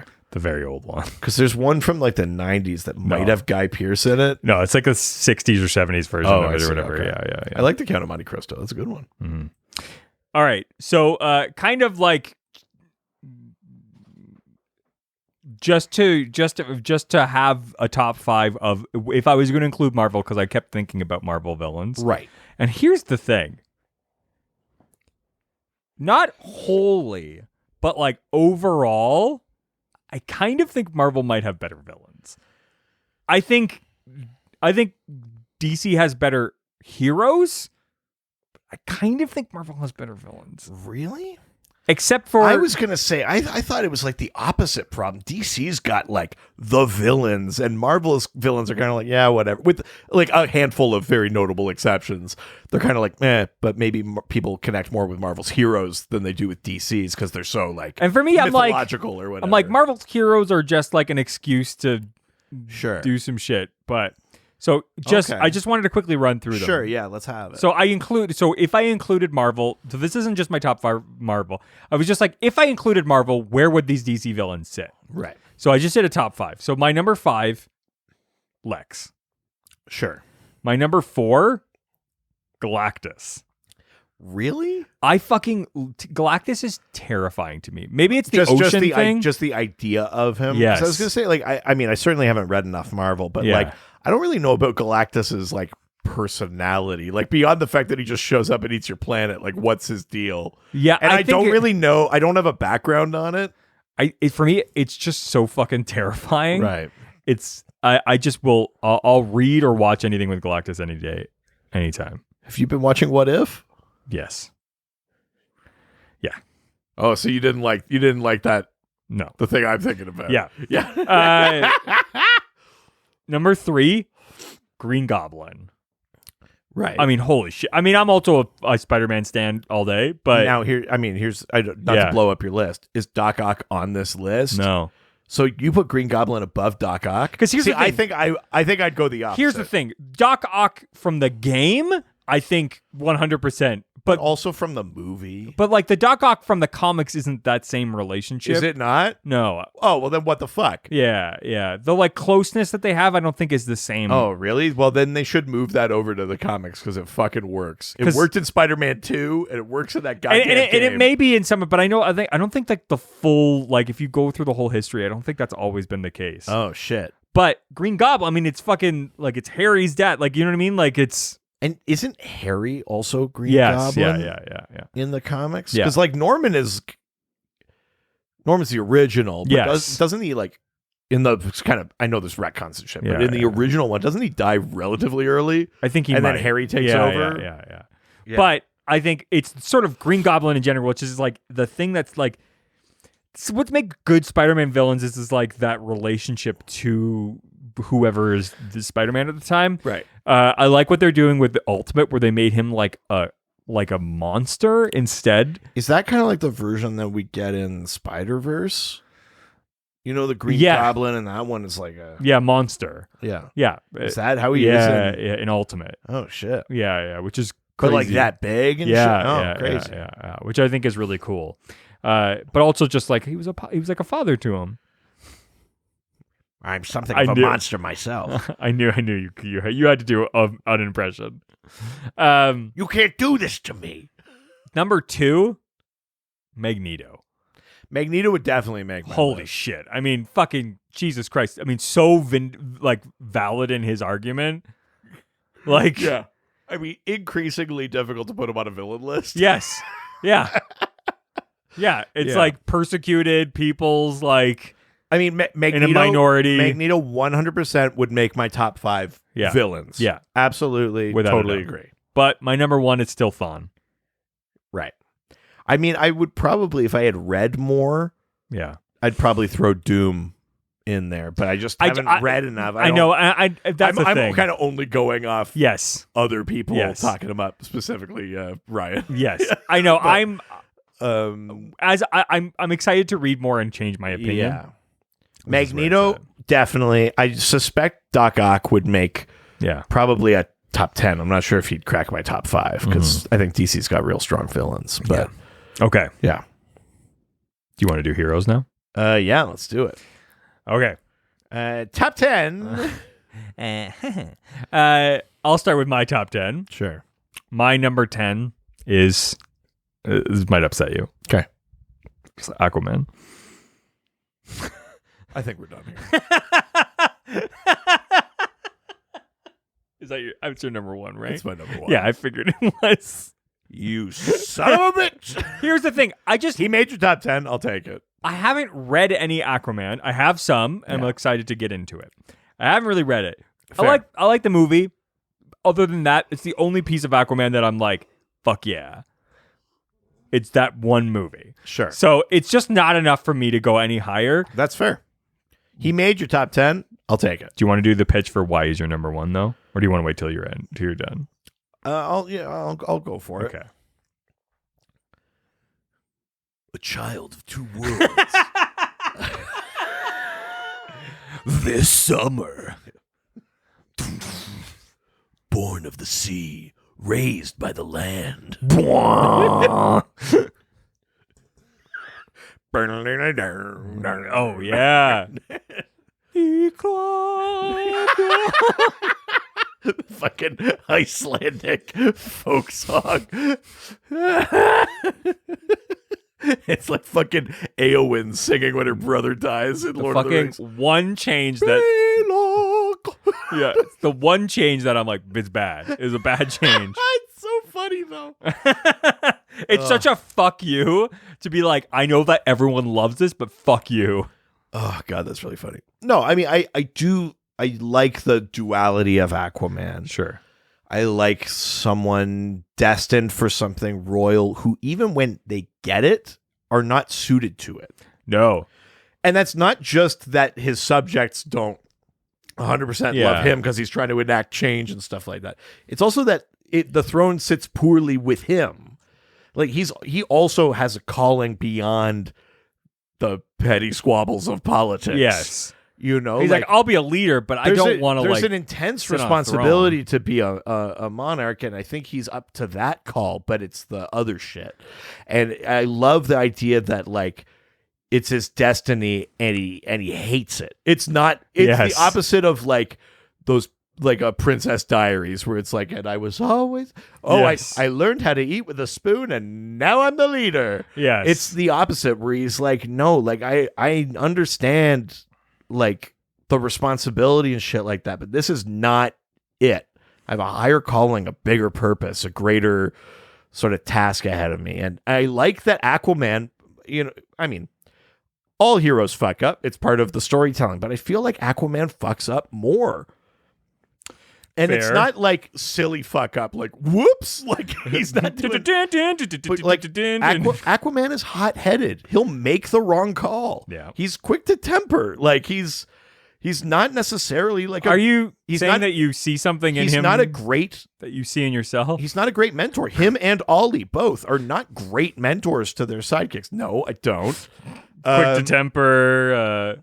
What the fuck do you mean? Kind of see your point. I think there's something just very like he goes into like depressive funks, but not like Batman where it's like I'm always like this. It's like when Aquaman does it, you're like, oh come on, man, let's stop doing this. Like, Aquaman just feels very real. Like he really straddles that line between DC's kind of big mythological thing, you know, like. He's wielding Poseidon's trident and shit like that, like real god shit. And then also like, well, I have problems and I'm sad and I'm bad with people and like people anger me and I don't get them, but I know I should protect them and I want to, but I hate them. Yes. Like I kind of love all those contradictions in Aquaman. I think that's why I like him so. But also fantasy. And yes, plus then the sort of topical layers of like a fantasy world that you get to learn about like how that culture works. And his power is this sort of like empathetic, very specific kind of thing. The environmental angle, of course, like there's a lot of reasons I think that Aquaman works. And even though he was a joke, Aquaman never fucking went away. That's true. He was never like, yeah, his series would probably get canceled before a bunch of other series did, but he's had 8 fucking series. You know, like Aquaman didn't go fucking anywhere. Yeah. And I think there's a reason for that. Mm-hmm. You know?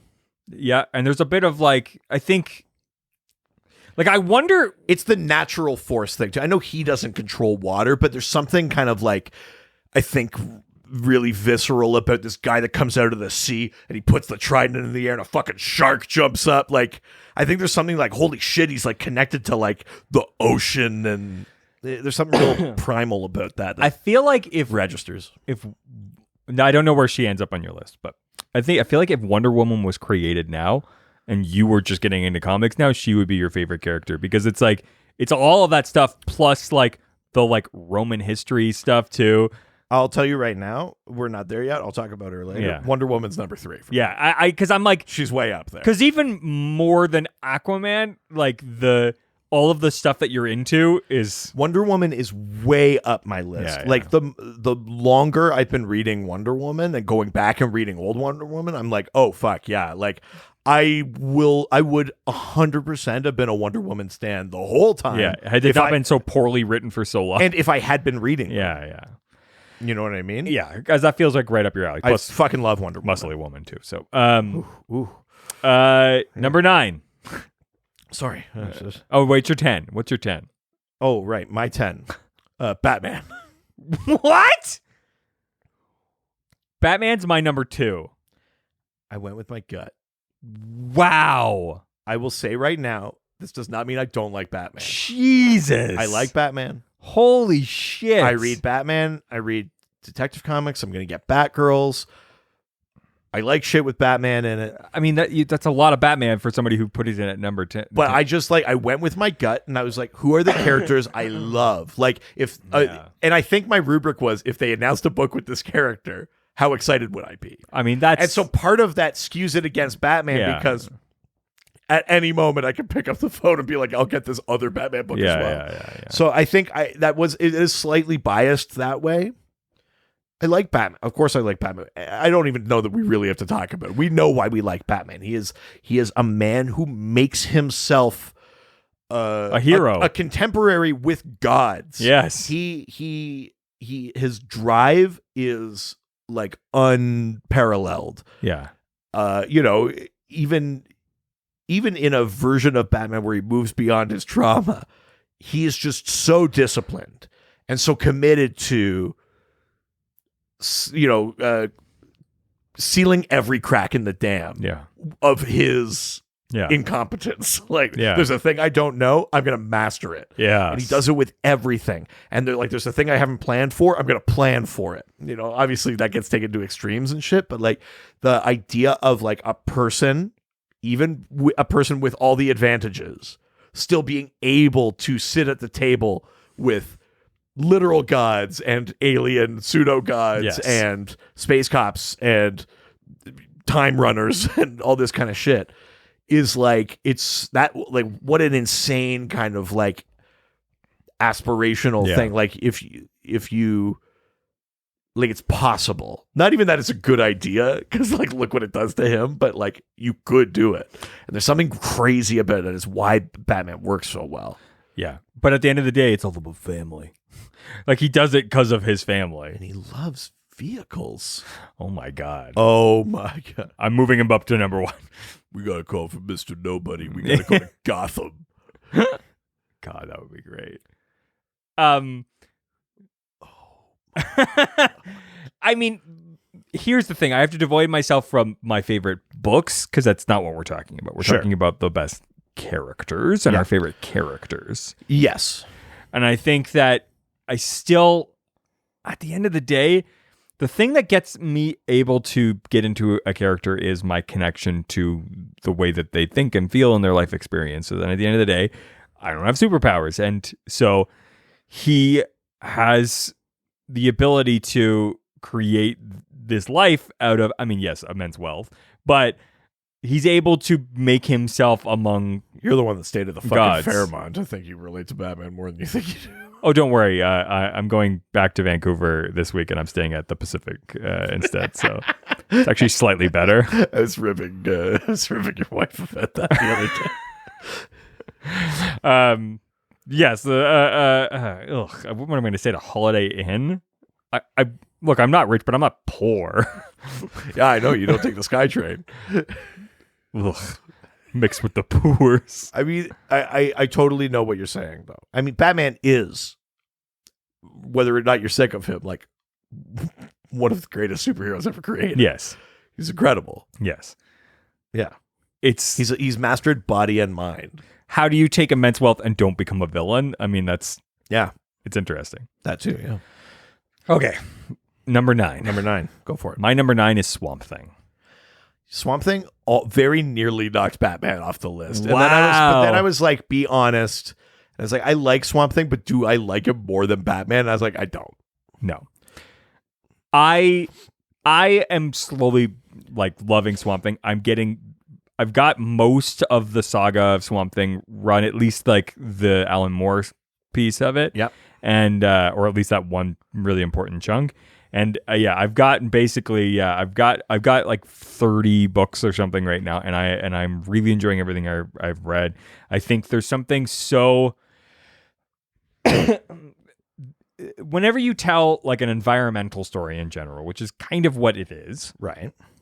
it always ends up getting preachy or ends up becoming very like anarchic, but to be able to do like a sad story that's like, hey, like someone needs to protect the earth because no one else is. Like, Right. Yeah. I think there's something about that then it's like the earth just wants to become human. Like that, it's so tragic. Yeah. And like classic horror, and like there's so much to it that is like got more heart than and be able to do something that's like romantic in a genre that does not really go for that very often. So yeah, I mean, it's that kind of gothic horror, like romance, it like is. Yeah, totally. and it just for me it resonates so hard.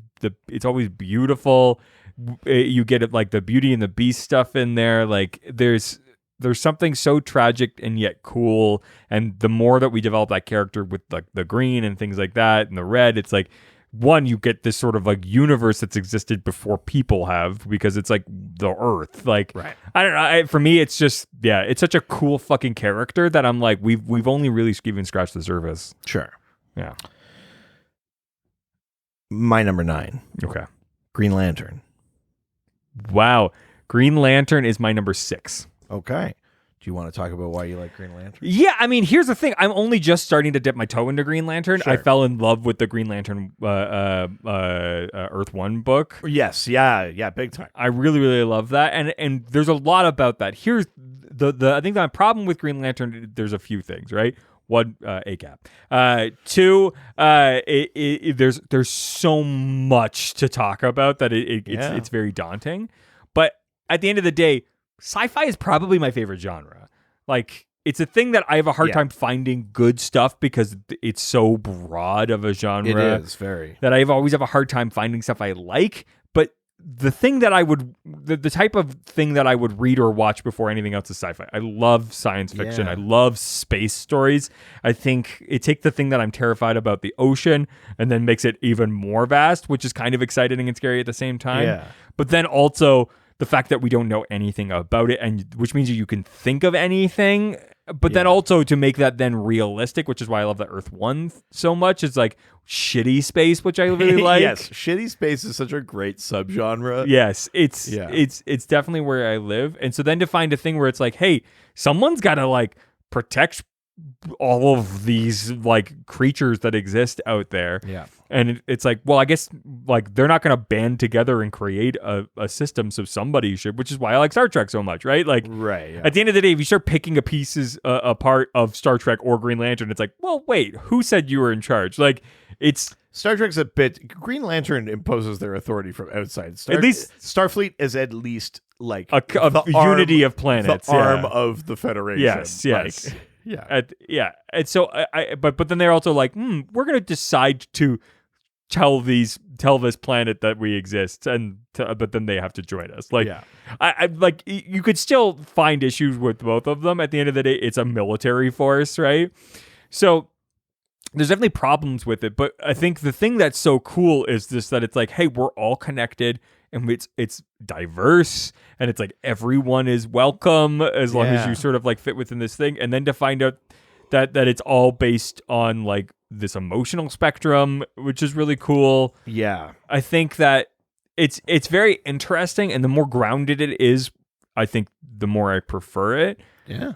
But it's just deep and fucking rad. I have this memory of like being a kid and my dad telling me about this superhero. Yeah. And I think Dad was probably even talking about Alan Scott more than Sure, yeah. Hal, but it was not a comic that we had. Yeah. Like I had from my dad like Flash and Legion and stuff like that. But he didn't have Green Lantern. He did like in the past, but not in our house. Yeah. And I remember him telling me he's got a ring. He charges the ring, and then he can do anything he can think of. And just like it's such like a wide open concept. It's funny that I didn't even mention his ability in it, but that's like sort of like secondary to me. Now you look at it and you're like, yeah, sure, whatever. But it's like, no, like he could do anything he can think of. Yeah. If he thinks about it and focuses on it hard enough. And that's almost like the Batman thing where it's just like it's in him. You know what I mean? Like he's given the tool, but the actual power, the ability to use it is still just him. It's like a technically achievable human thing. Like we just don't have the tech for it. And I think there's something really fascinating about that. I like that idea. I like when the comics show the difference in how the different ring wielders, like Guy Gardner is so impulsive that his ring sparks and shit like that. Yeah. You know, John Stewart's an architect, so his constructs are really intricate and sturdy and that. You know, Kyle Rayner's an artist, so he makes these very free flow things. Hal makes baseball bats and fists because he's Hal. You know, like I like that shit. I think there's a lot of like opportunity for personality and storytelling, even just through the constructs and that. And I dig that. That's interesting. Yeah, the constructs is like so secondary to me. I'm like, yeah. I guess they can make a shit with a ring. That power is like a legitimate, like, that's up there for me if you ask me like what power I'd want. Really? That's way up there. For me, I'm just like, yeah, you can make a thing, but like, then what? You could make it better. Isn't that the thing you love? Yeah, I know, but it doesn't exist permanently, so I'm just like, ugh. Oh, right. Like when he tried to remake Coast City. So you'd go Parallax. Yeah. You'd go like more power. Yeah. Yeah. All right. That was my 9. My number 8. Martian Manhunter. He's my number 2. Whoa! All right. Do the pitch. Wow. The last survivor of Mars. Only do the pitch like that. I like this is not my thing. I've talked about someone else, some other interview or something. I've heard it, or maybe it was when we had Steve Orlando on or something. Sure. There's sort of like layers to like the trauma of heroes and how it motivates them. You got Superman where it's like he knows his planet explodes, but his whole life is on Earth. So it's kind of like an intellectualized trauma. You got Batman who's a kid and sees his parents killed. And that obviously sticks with him a bit. Does it? Supergirl is like in her teens. Yeah. And she watches the destruction of her planet and people freak out and she gets sent into the Phantom Zone. And then she has the additional trauma of like being time displaced when she shows up, and the baby cousin she was meant to protect is now older than her. Yeah. You know, like there's a few things happening there where she actually has a culture shock on Earth and stuff like that. Sure, yeah. And then you have the layer of Martian Manhunter, which was he was a full adult with a full life in a full society. Yeah. And then the thing that makes their society special and interesting, which is their psychic connection, their empathy, and everything towards each other, becomes the instrument of their destruction. Yeah. And a plague of psychic fire kills everyone. What's psychic fire? I mean, it's both a real fire, but it's also transmitted psychically. Like the fire manifests so strongly psychically that they combust. Jesus. Think of it like you die in the Matrix, you die in real life. Okay, who created it?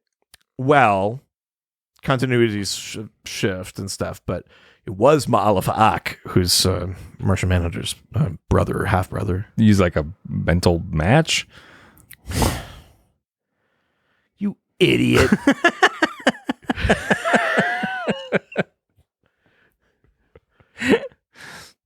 Do you know what? I would explain it, but I don't want to. Oh, okay.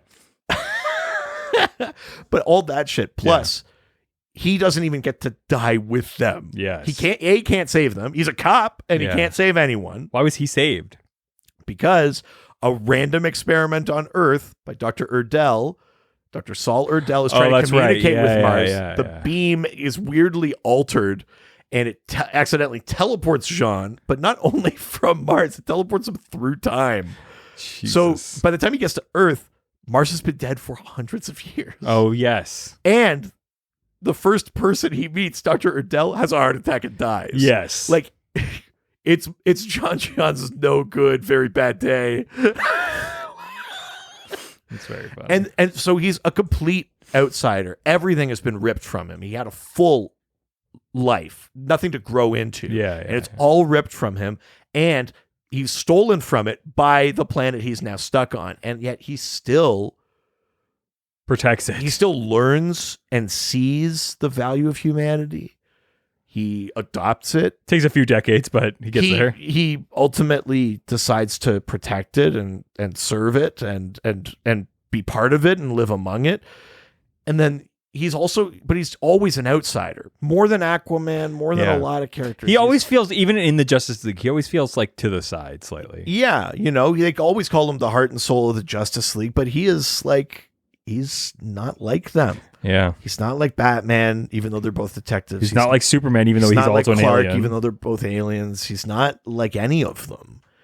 And he's not like Hal, even though they're both cops. He's not like any of them. And he's alone in the way that Superman is alone. Like, there are other Martians, but he's very kind of profoundly lonely as a character. And there's something really fascinating about someone who gives everything they have. And like, most people don't even like know who he is. And he's, because I know everyone has a secret identity, but it's like, people aren't going like, Martian Manhunter, there he is, get a picture, Jimmy. Like, yeah, even though he's more powerful they than just Superman. know he exists and he's out there. He's just like, he's got so much power and more shit, and he's more powerful than Superman. And it's like, and Martian and his level of control and restraint, because he's had his whole life. And I think he's fascinating. I fucking love the Martian Manhunter. Hell yeah. You'll never convince me otherwise. I mean, I wasn't trying to. You'll never. Give me the peanut butter recipe. Never. That's so fucking stupid. Gotta remember to put these out in the right order. I know. I mean, has that ever stopped us before? I mean, it's never stopped you before. No. But. All right, number 7. Remember when wait, you're number 8. Do you remember when we recorded a bunch of stuff in advance because I was going to Europe and I told you very specifically what order to release them in, but then you didn't do that. So then an episode where we opened with a bunch of terrorism jokes came out on 9/11. Yes, I do. I forgot about that. And I was in France looking at it going, motherfucker. Oh, yeah. I do forget about that. That's very funny. God. What's your number 8? Oh, you want to know my number 8? That's what I'm asking. Superman. Superman is my number 1. Okay, I want to hear this because I know you've been reading a lot of him, and I do feel like if you looked at the span of this podcast, this is kind of a revelation. Yes, it's a thing. Not that you were the extreme Superman hater. Yeah, we had one of those, but I think you were just kind of like whatever, Superman. It's Superman. Yeah. I think the more that I thought, it's the Joker thing, right? It's like you're just like, there's so much of it. There's no way that could be my favorite. Especially as like the like hipster brain inside of me is like, I can't love the fucking Spice I can't Girls like that one. Yeah. But it's like, look, 90% of my trades are Superman. A lot of Superman. Like most of like the largest collection I have is Action Comics. Like I do love Superman, and I think the thing for me is like my favorite story of all time is is Superman for All Seasons. Yeah. Like I think it's the combination of like having ultimate power and not using it, Of course, yeah. and it's the blue collar thing of like being born from like a farm and like being raised to know better and be able to actually do it, because as we know, people who are raised on farms in some parts of the world are the worst people. Yeah, I mean, I don't know that I'm ready to attack farmers, but I know what you're getting at. Yes. The red states. Here's the thing, like No farms, no food. Yeah. Fucking city dwellers. I own a meat business. That's fine. I'm allowed to take down Oh, farmers. city meat. That's a weird statement. Grinding up homeless people. Meat receipts. Oh, no. It's his like consummate empathy. Yeah. I mean, it's kind of his greatest power. Yeah. It's his ability to like to be able to go like, I even against the worst villains, I still am pulling my punches. Like it's And, if it comes to it, there's even if it means the end of me and the people I'm protecting, there are some things I won't do. Yeah.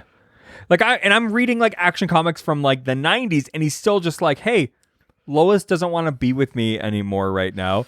I'm just going to let her figure that out. Like, he's a feminist. Like, he like, it's hot. Like, Oh, easy. sorry. He like is like aware of other cultures and tries to be open. Like he's socially progressive. He deliberately learns other languages. Yes. Which not only allows him to communicate with people, but by definition, if you Yeah. subscribe to Orwellian linguistics, it teaches him how to think in the manner of other cultures. Yes. Yeah. Like he's just better than everybody else. And I think that my favorite stories are the ones that are character development ones, and the ones where he doesn't use his punching to get what he needs. Like he always chooses the like conscious decision rather than the punchy one, unless he's like when he finally is forced to just only fight somebody, he dies.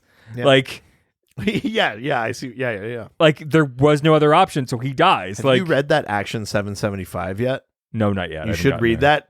I think you're going to like it. Hell yeah. It's just, I think that the more and more that I think about him, I'm just like, to have everything and not use it. Well, I mean, one, it doesn't make any sense to me. And I know, you're a real Luthor. Yeah. So I think, I'm obsessed with Superman. Yeah, I mean, here's the thing. I love Superman. Like, he's not far down on my list because I don't like him. But, like, I like Superman, but like there are Superman books I just don't pick up, and it's no one's fault. It's not. There's just so much the of creators it. or shit like that. I gotta pick and choose. But like, if a different character shows up in a book, like I'm getting that book. You know what I mean? Like, but I mean, I love Superman. Of course, I love Superman. Yeah. Okay. Did you already do your 8? Yeah, Martian Manhunter. Right. Number 7. Yeah. Do you want mine? Sure. Hawkman /woman/girl. Wow, but not on my list. What? Check it again. Oh, weird. It's still not on my list. Huh. Well, must be a typo or something. Pretty sure they're on everyone's list. Yeah. What I like is the continuity. That's my favorite. Yeah, I think my favorite thing is how easy it is. Yeah. It's just like that's. One day you're gonna have to try to convince me to read Hawkman. I'll just hand you. If you pick any one Hawk series, it's relatively contained. It's when you try to like take it all in, then you go like, oh no, oh god, not like this. That's usually when it happens. I think you could pick any one kind of version of it and be like, oh yeah, all right, I get Hawkman. Like, let me read the rest. Yeah, that's usually where the problems are. Yeah, I mean, I like. Again, it's tapping into something kind of like Visceral. primordial. Yeah. Just the literal iconography of like wings and flying. Yeah. Like what that's such like, I feel like anecdotally that's such like a deep rooted human thing. It's like, I want to fly. Yeah. Like the freedom of flying Sure, yeah. and shit like that. And just the beauty of having these nice big wings. You're not just flying like Superman where you're just kind of like, whoa. Yeah, instead you're a freak. You're like, it's about like the sensation of flying. Not just Sure. like when Superman flies, it's just like, oh, he just like gravity doesn't do shit to him. Yeah. When Hawkman flies, it's like he's, moving his wing. He's like, it's the art of flying. He's like adjusting. It's like there's something kind of really like tangible about that Sure. I really love just as a power. Mm-hmm. The idea of the reincarnation thing is so cool. Such an interesting. And they've done it so cleanly. Well, listen, that's a separate thing, but I love the idea of that, and that like he and Shayera are these like star-crossed lovers like across time, and they always find each other just in time to lose each other kind of thing. Like something very kind of Shakespearean. Yeah. If Shakespeare had ever bothered with a time travel story. You fucking coward. Yeah, you hear me, Shakespeare? Yeah. Yeah. Initially, Much Ado About Nothing was going to take place across 3 centuries. Yeah.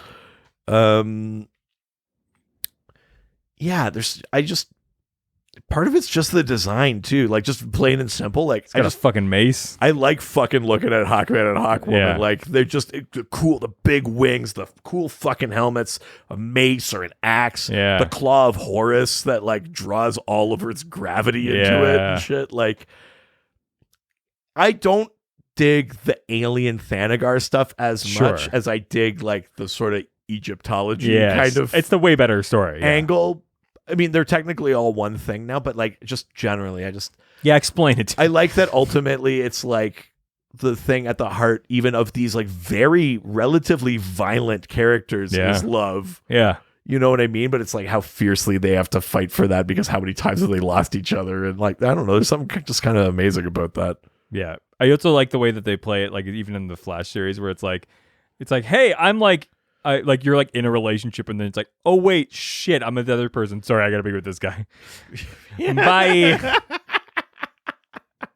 I mean, look, it's been centuries. Like I don't know what to tell you. I also like the idea that the nth metal that they use is like magic nullifying. Like it's one of the only things that's like explicitly like anti-magic, Which is great because it's Savage, right? So but also just like, I mean, that's in the show. It's not Savage. Oh, really? No, it's Hath Set. It's a different character in the comics. Savage is more interesting. I disagree. A person who's like gone through the whole all of time, and Hath Set also goes through time with them. Yeah, but Vandal Savage's thing isn't about reincarnating, though. It's just about living. Yeah, I know, but that's cool. Yeah, I mean, I don't think it didn't work on the show, but it's just that's not how it is in the comics. I know. I just think it's a better story. Wow, you haven't read any Hawkman comics. So. Yeah. I'll just jump around. It'll be fine. Yeah, I like it. They run a museum. It's a nice thing to do. I mean, I guess other than just like keeping all of the Never mind. We shouldn't go down this road. Never mind. Museums are good, right? Yeah, none of them are bad. Yeah, all anthropology. Finders keepers. Yeah.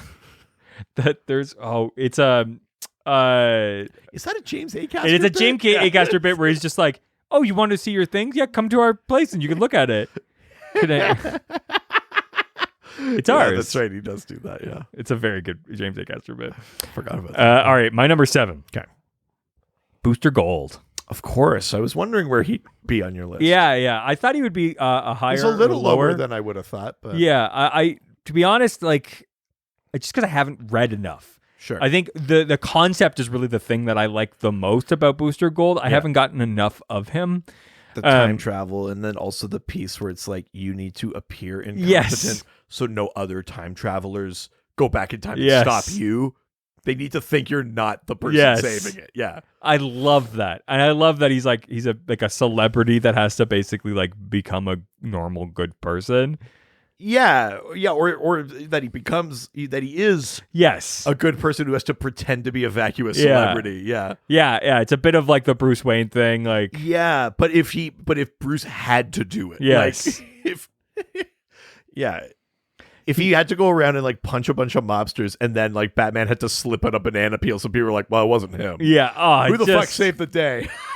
I just love it. And then you have his relationship, obviously, with Blue Beetle and stuff like that, which I think makes it even better. Maybe the greatest bromance in comics. Yeah. I'm excited because my issue of Booster Of Blue and Gold. Blue and Gold is I finally found a place where I could get issue number 1. Nice. Even though I still haven't got number 2. My Did number you? 2 hasn't come in yet. Okay, good. So Oh, no, sorry. Yes, it has. What the fuck? Where the hell is mine? I don't know. Go get Maybe your books. they didn't message me though. They don't always message you, bud. You just go and check.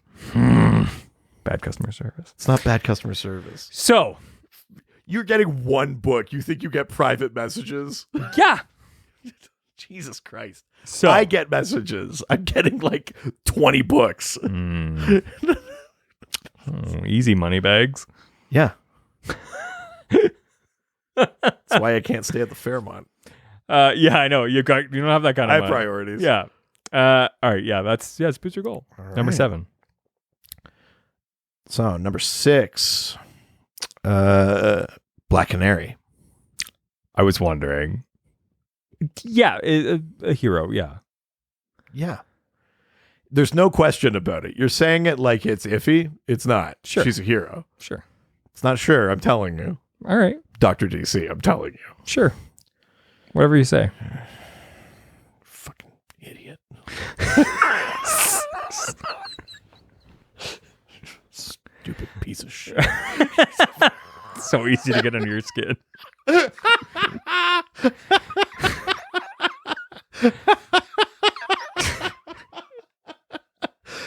Yeah.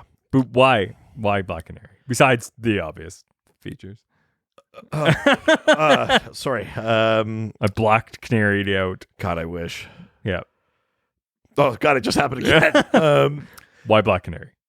I like the street level kind of heroing. Sure. I mean, Black Canary can roll with the big guns, but Yeah, she can. she's led the Justice League. She's been the chair of the Justice League and shit like that. But I like the sort of street level, just the kind of like motorcycle kick in the face, kind of like I just like that shit. Like it makes me think of those kind of just like gritty action movies and shit like that.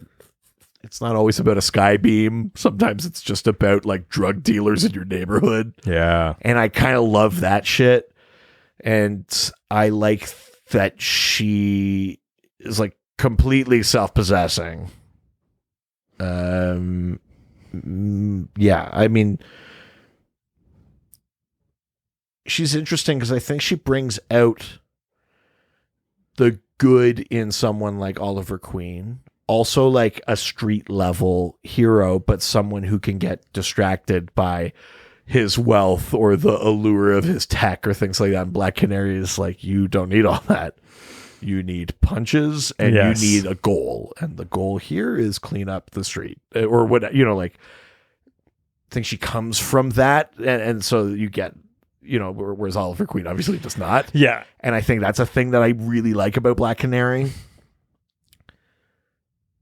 And she just feels, I mean, sometimes it's the iteration, but she feels like she has a real, like, custodianship of, like, the hero community. Yeah, sure, yeah. Not that she is the one everyone goes to, but if you're writing a story and then Black Canary shows up and she says you're wrong, you know that's the point of the book. Yes. If Black Canary's perspective is the point of the book.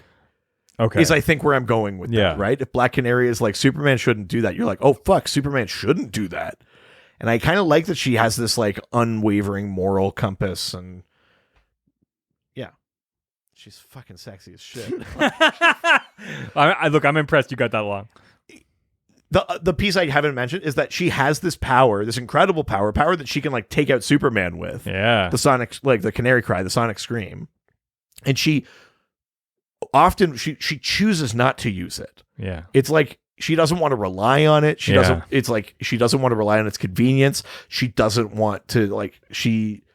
It's like a last resort for her, and I love the idea of having a power you sparingly use. Yeah. You know, and whether that's because it has a time limit or some shit like that. Yeah, like I sure. like a power that you kind of like ration or that you hold back. That's why Our Man's so rad. Yeah, there's a cool thing about Our Man. Exactly. Yeah, it's a thing I like about Black Canary is that she's like, I'll do everything with fists and kicks and martial arts. Yeah, and yeah. She's an incredible fighter and shit like that. And then like, if I really have to, or if I'm just like tired of the fight, then I'll go like, Yeah. ah, and Yeah. then you all fucking fall down. You know, like I like that. Yeah, for sure. That's rad. All right. Just fucking hot as hell. Too. All right, you said that.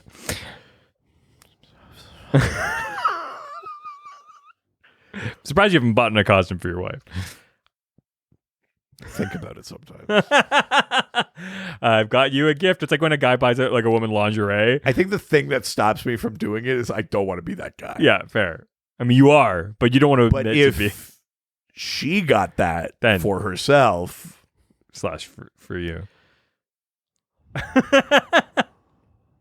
So, I need to leave. yeah. I already said my number 6 was Green Lantern. My number 5, Okay. Plastic Man. So high up on the list. I fucking Wow. love Plastic You Man. really liked that one. I Kyle Baker loved one. it so much, and I loved the like version that we got on the Flash. Yeah. Despite the actor. Well, that's and- elongated, man. but That's it's different a character. combination of the both of them. I mean, only in that they make his powers a little more Plastic Man-y. Anyways, Not really the same character. Sort of showing how little you're paying attention. what? I'm just gonna go back to looking at pictures of Black Canary. I think like the tonality of Plastic Man is so fun. I love the like mobster gun good thing. Yeah, that's a fun like element of him. It's a thing you don't really get with a lot of heroes where it's like they were like, I guess they were a villain, but that's like not even, but just like he has to deal with that because it's like sometimes that part comes back to his life, but it's like not even a thing. Yeah, he wasn't like a murderer. No, he was just like no. knocking over banks. Yeah. yeah. But I think a lot of the like humor that they brought into Elongated Man in that show, I think was a little bit of Plastic Man too. Elongated Man was pretty funny on his own. You son of a bitch. Oh, sorry, am I getting under your skin? No, not at all. I actually don't really care. I mean, I think you do. Hmm. Making you look like an idiot. About comic books, I don't even care about comic books. I can tell you don't care. I can't. Room full of It's fucking getting boxes. so hard to say that. I don't care. You're going to say that? You're going to be sitting on a chair made of boxes. I'm like actively doing eBay things on my phone. Yeah, Plastic Man's a great call. He's just He's a very fun character. Very interesting. super fun. Yeah, I love lighthearted books, and I don't mind when you go into like melancholy or dramatic stuff, but like I love a lighthearted, fun Yeah. book with like great art, Of course. and a cool ability. All right. My number 5. Yeah, I just mentioned him a little bit. Green Arrow. yeah, not on my list. Really? But we read that book that you liked. Mm-hmm. Yep. Yep. Wouldn't be in my top 20. That's crazy fucking talk. Green Arrow is an insanely good character. Great hero. Awesome Green Arrow stories out I think the Doc Score will say otherwise. They probably will, but they're wrong. You hear me? So I can't combative. help it. I just like being healed. I know, I get it. You've really fully leaned That's not into why it. I picked him, though. I legitimately love Green Arrow. Yeah. I think he's an awesome character. Because he gets to fuck Black Canary. That's a big part of it.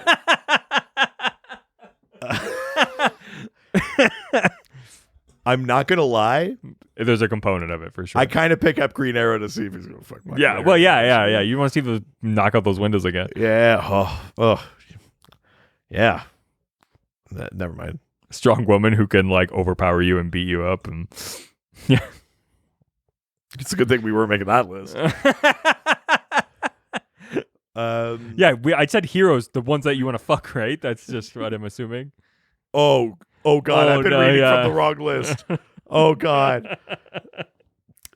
No, I mean the thing I like about Green Arrow is like you get some of the things you like about Batman, the sort of gadget thing, and the he's crazy wealthy, and you get like some of that shit. Yeah, but he's got a little more. He's just more fun. Yeah, like he's both more fun and he's dealing with kind of more serious things. Yeah, like the stakes are different in a Green Arrow story. It's not that he doesn't deal with big things, but like even the big things he deals with, you take like the Ninth Circle thing, that villain bank that we talked about. That's a big underground conspiracy thing. It's almost like Green Arrow's kind of Court of Owls sort of thing that was happening. Yeah. But it still feels like it's a lower stakes kind of adventure than Batman fighting Mr. Freeze on an airplane or something like. Yeah. Batman feels like sensational is maybe the thing, and Green Arrow is very just like grounded. Yeah. But I like the quippiness. I like the relationship with Black Canary. Obviously, I like Aquaman. I like that he's not perfect. I mean, Bruce is also not perfect, but the idea of Batman is that even though it's like he. People are upset at him. He did it because it was the plan. And he's so fucking smart. Green Arrow will just do things and then he'll be like, shit. Shouldn't have done that. Or, or he's, God, like, I mean, the number of times Oliver just like, you cheat on someone or he makes a bad call. Like, he's a man that is not infallible. And I think there's something interesting in seeing someone who's like, doing their best, and their best sometimes isn't good enough, either morally or spiritually or physically or whatever. Like I think there's something interesting about seeing how they persevere through that, or how they have to confront their failures and their mistakes and shit like that. And there's certainly a lot of that with Green Arrow. And there's a part of me too that kind of likes that he's kind of like the leftist burn it all down guy, like even in these big structures. Like he's currently funding the Justice League. He's not like an anarchist. Yeah. He has a bunch of money and he's funding like an extra governmental police force. You know what I mean? But he's also the one that's like, listen, this room's fucking stale. I kind of agree with Superman. Let's get Black Adam in here. You guys need new perspectives. Yeah. Like he's the first one to be like, you guys are dumb. Don't do it like this. Wow. And I sort of like, I like that. They play it well in the cartoon. For sure. Yeah. Yeah. Yeah. Sure. Well, it's fine. You won't get to fuck Black Canary. I don't think that liking Green Arrow is... Well, I'm going to roll those dice. I really like your boyfriend. You want to fuck me? I mean, what do I have to lose? I mean, sure. Getting to fuck her, I guess.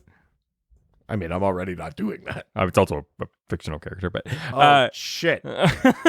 Damn it. My whole fucking plan. All right, my number 4. Son of a bitch. My number 4 is Lobo. Wow. I mean, I knew you liked Lobo. I think I just forgot because we're so far into the list. Yeah. I was like, wow, Lobo. You love him, eh? I'm really starting to love Lobo. The main man. It's so ridiculous that it's not. is. It's so fun. I kind of get why you like him in the way that you also like Plastic Man. Yeah. Where it's just like I love like taking these things to like the nth yeah, degree, yeah. It's like there's no like stakes at the same point. It's extreme. Yeah. Like extreme. yeah, like it's so 90s and it's so like I'm going to take down fucking Santa Claus, or I'm going to I'm going to go in and just destroy this entire army on my own, and I'm going to have a motorcycle. It's like so ludicrous. It is. That it's fun. Like it's wild and fun, and like it's just a ridiculous character that I'm kind of like I think, and it's so self-aware. Yes. Yeah. I think that's part of the way you're allowed to have fun with it. Yeah. It's like, hey, like, don't take this seriously. It's not gonna have any like major impact on the continuity. Like, yeah. Like, yeah, you never have to go like, did that happen in Lobo number 3? Yeah, no, it's just like, yeah, there's each story is sort of this ridiculous sort of romp, and I I've read a few books now, and I'm like, they're all fun. Yeah, it's true. Yeah, I like Lobo. and it's sci-fi. Baby loves sci-fi. I love Lobo. Yeah. Yeah, I totally agree. Mm-hmm. My number 4 is The Flash. That's my number 3. All right. I mean, well, you know what? I'm putting you on the spot. Which Flash, Richard? Which Flash? It's all flashes. No. Hashtag not all flashes. Yeah, some of them I've got underwear on. One bad flash spoils the bunch. It's an orchard. Yeah. Which Flash? I'm making you commit. Here's the thing. No. Let me explain. No. I've only read Barry. Doesn't matter. I Pick haven't. one. I haven't got Shit or get off the pot. This one is currently it's Barry. It is Barry. Yes. It was he, Barry.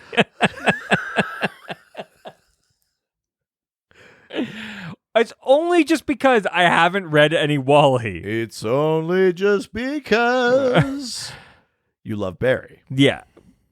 Currently. You said, yeah. You love But Barry. it's because I haven't. There's. So we're both talking about Barry. It's not in Great. comparison. Barry Allen. It's not in comparison. I mean, it is. Not for me. It is. What do you like about The Flash? I think the thing that I love about The Flash, I mean, one, it's the same reason why I love a lot of these characters. I love a lighthearted character. It's the reason why I like Superman. It's like somebody with like insane powers chooses to do the right thing, but also tries to be like a fun, good, happy person. Yeah, I mean, I think I could tell you right now what the Doc Squad's going to tell you, which is you're going to like Wally better than Barry. Sure. You're going to look back and be like, Barry, you mopey fuck. Yeah. I think that, and probably a lot of the traits that people are aware of Wally are probably what they put into the Barry in the TV show. I think there is a lot of that happens. For sure, because they make Wally end up being a bit mopey because of that. Infuse some of the fun of Wally. Yeah. And I think that Barry was always more fun than a lot of the other Justice Leaguers. Yeah. It's not part of The Flash, but you're definitely going to like Wally more. Sure.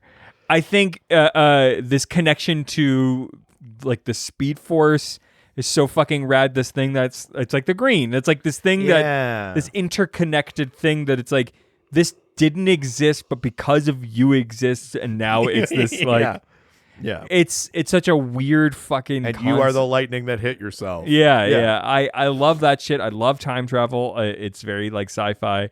I love the like consummate like good guy thing. And I love someone trying to live a normal life at the same time.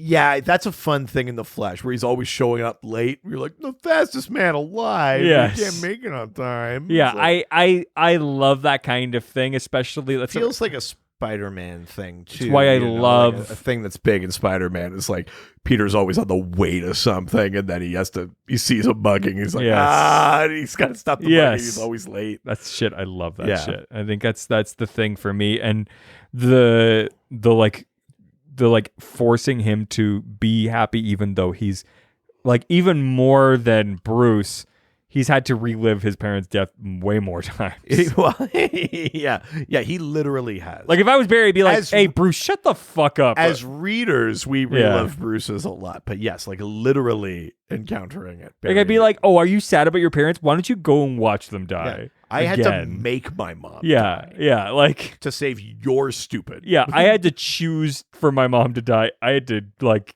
get her killed. Yeah. I had to stop myself from saving her. Here's the thing that I always liked about Silver Age Flash comics that I grew up on. And he's not going to be mopey. Fucking, yeah. Thing I loved about Silver Age Flash comics, the stuff that I grew up on. There's one in particular that I'm thinking of. They always, because he's a scientist. Love that. They always like over-explain. I mean, it's also just a thing in the Silver Age, but I remember it specifically in the context of Flash, where he would like, he's driving a car in this one issue, and I think Heat Wave like takes out the road or something, and the tire pops. And so he super speed vibrates out of the car, changes the time, but he's like explaining. He's like, if I move my molecules at this speed, I can go right through the door. I'll keep pace with the car. I'm doing this. Yes. Got to remove the. He's like telling you all the shit he's doing, and he's like, replace it. I have to get back inside before my after image disappears, and he gets back. Yeah, in, that's fun. I kind of like. I know that's not necessarily like an inherent trait of Flash, but I just think of it with him about like the science. I like the thing that they now riff on as an in-joke in Flash comics with the Flash fact. Yeah. Which is like that they do it in Blackest Night where he's like, what happens, when you mix like gasoline and blah, blah, blah. And he's like, Flash fact. Like, yeah. I love the science that he's kind of just like a big dork. Yeah. I kind of like that about Barry. He's just a big fucking dork. I love a dork. Yeah. We stand a dork. We do. All right. Well, the rest of them are you because you've already got all mine. Well, you already have my number 1 and my number 2, So which were Aquaman and Martian Manhunter. So all that's left then is my number 3, which is Wonder Woman. Yes, which we sort of, we've talked a bit about. So Wonder Woman's not on your list. No. At all. No. That's wild. The movies are good, but like I don't like You're not getting choked out nearly enough on your list. I don't have a single woman on my list. When it's leg day, they call him Martian Ham Hunter. Those honey hams. Jesus.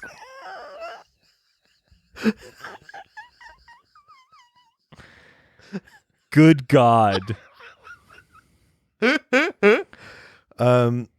Wonder Woman. I mean, a lot of what we talked about with Aquaman and what you brought up about taking these like big like mythologies and playing with them and expanding them. The idea of like gods and mortals, and then sort of in between are the Amazons, and there's I mean Wonder Woman is. I mentioned it today on Twitter because there was like a Wonder Woman 80th anniversary little blurb thing happening at Fandom. That's the day we're recording this. My daughter like runs around the house and pretends to be Wonder Woman. Yes. And the thing that I love about it is she doesn't run into a room and pretend to punch. She runs into a room and pretends to lasso you and then tells you to tell the truth. Yes. Like and that's not really from me. That's from like she watches the Superhero Girls and we watch some other stuff. No, I've got more truth. Well, yeah. If you pretend to break out, she looks at her belt and goes, "I've got more truth," and then lassos you again, which is very funny to me. But the point I was making is that like from the limited real exposure to Wonder Woman in any medium that she has, she's discerned that the thing she's bringing to the table is trying to make people better. Yes. That she does, it's not about showing up and punching. Because when my daughter pretends to be Catwoman, she's just scratching shit. But when she's Wonder Woman, it's about like, no, you shouldn't lie. Like it's come through to her in some limited capacity that Wonder Woman's main power is about making us better. Yeah. It's her empathy and the pursuit of truth, and it's her care and compassion, and the fact that like registers with her, and really she's seen her on Teen Titans Go, barely Supergirls, DC Superhero Girls, and then just me showing pictures of Wonder Woman or showing her comics that have Wonder Woman in it that she doesn't necessarily read. You know what I mean?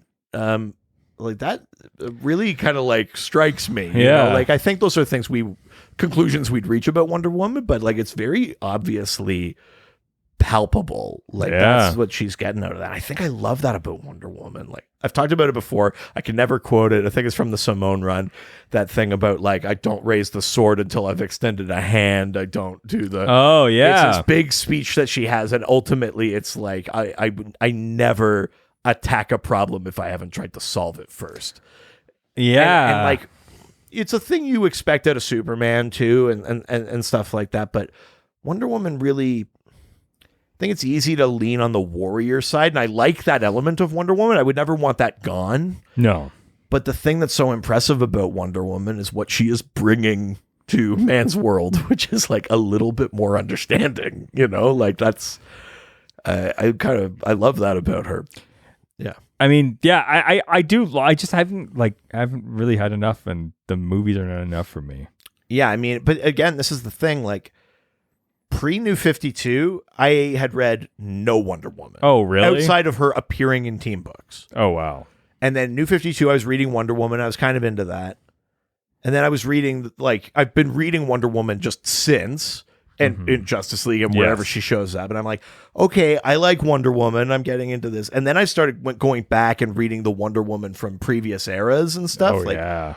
Not all the way back, but, you know, like, basically Perez onward. And I'm like, oh, yeah, I get it. Like, I like Wonder Woman. Yeah. If I had been reading, if Wonder Woman was a book my dad had, I would have been on Wonder Woman the whole time. I do think that she would be your favorite book. Like your favorite character. Yeah.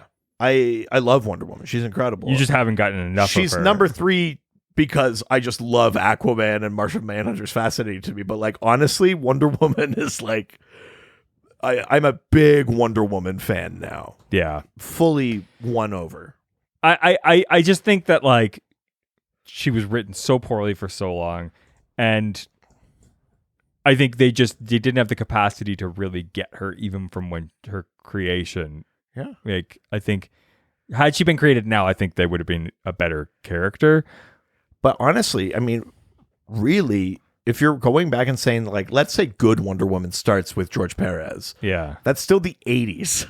Wow. There's a lot of good Wonder Woman in between. Sure, yeah. I mean, the 90s get a little weird and iffy, and let's say we'll drop some of that out. Yeah. But, like, even if you're starting in the 2000s, there's 20 years of pretty good to great Wonder Woman writing. Yeah. You know, like, and that's discounting a lot of other stuff. And that's only just in her book. Her appearance, like, how she's written in Justice League is huge, you know, seeing the leadership role and how she interacts with the other heroes and stuff like that. You know, like, there's a lot of truly great Wonder Woman stuff out there if you look for it. Yeah. Yeah. Wonder Woman's becoming a relatively large component of my collection. Wow. Yeah. All right. Well, those are our top lists. The only thing I have is my sort of top 5. Oh, yeah. General hero. Who would sneak into the list Yeah. from Marvel? So, my top 5 of all favorite heroes. Number 5, Silver Surfer. Really? Norrin Rad. I've got a lot. Yes. I've got a lot of Silver Surfer.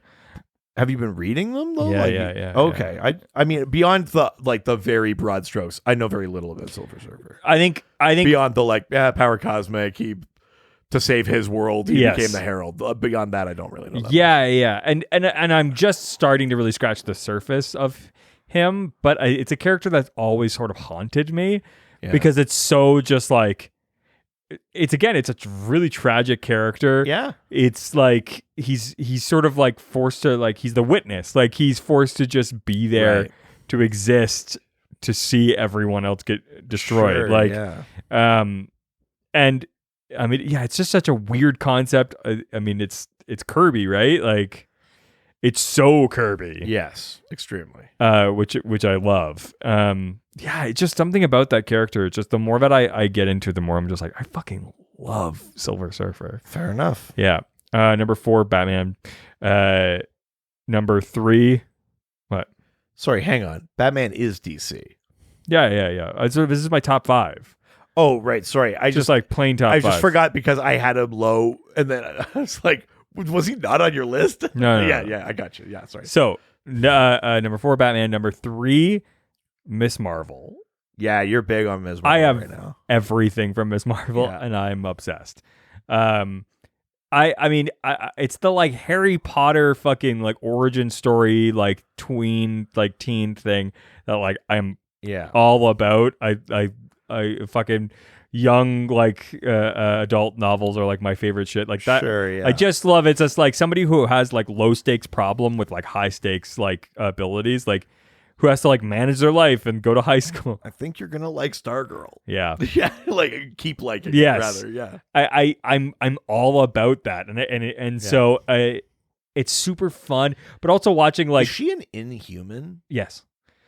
Sort of. She Yes. has like the Terrigen powers. or Yeah, the whatever. fucking mist from everything that like the Doc Yeah. Squad has taught me and everything like that. It was like a mist that was like a bad idea, but she's like the one good thing that came from this thing. Yeah, because that's like all the Inhumans get it from that mist, right? No, I think it's. Oh, that's not it. No, with I the think the Inhumans Oh, was. I thought the Inhumans were like all Terrigen. No, mist people. from the bits of that I've gotten in from the Discord, it looks like the Terrigen mist was like a thing that came in and to create new heroes and new Inhumans, but the Inhumans have existed since like the 80s or something. Yeah. Okay. So, but anyway, so Gotcha. so she shows up and they like Inhumans have existed for a really long time and there's like a leader of them and stuff like that. But Yeah, Blackagar Boltagon. yeah, no.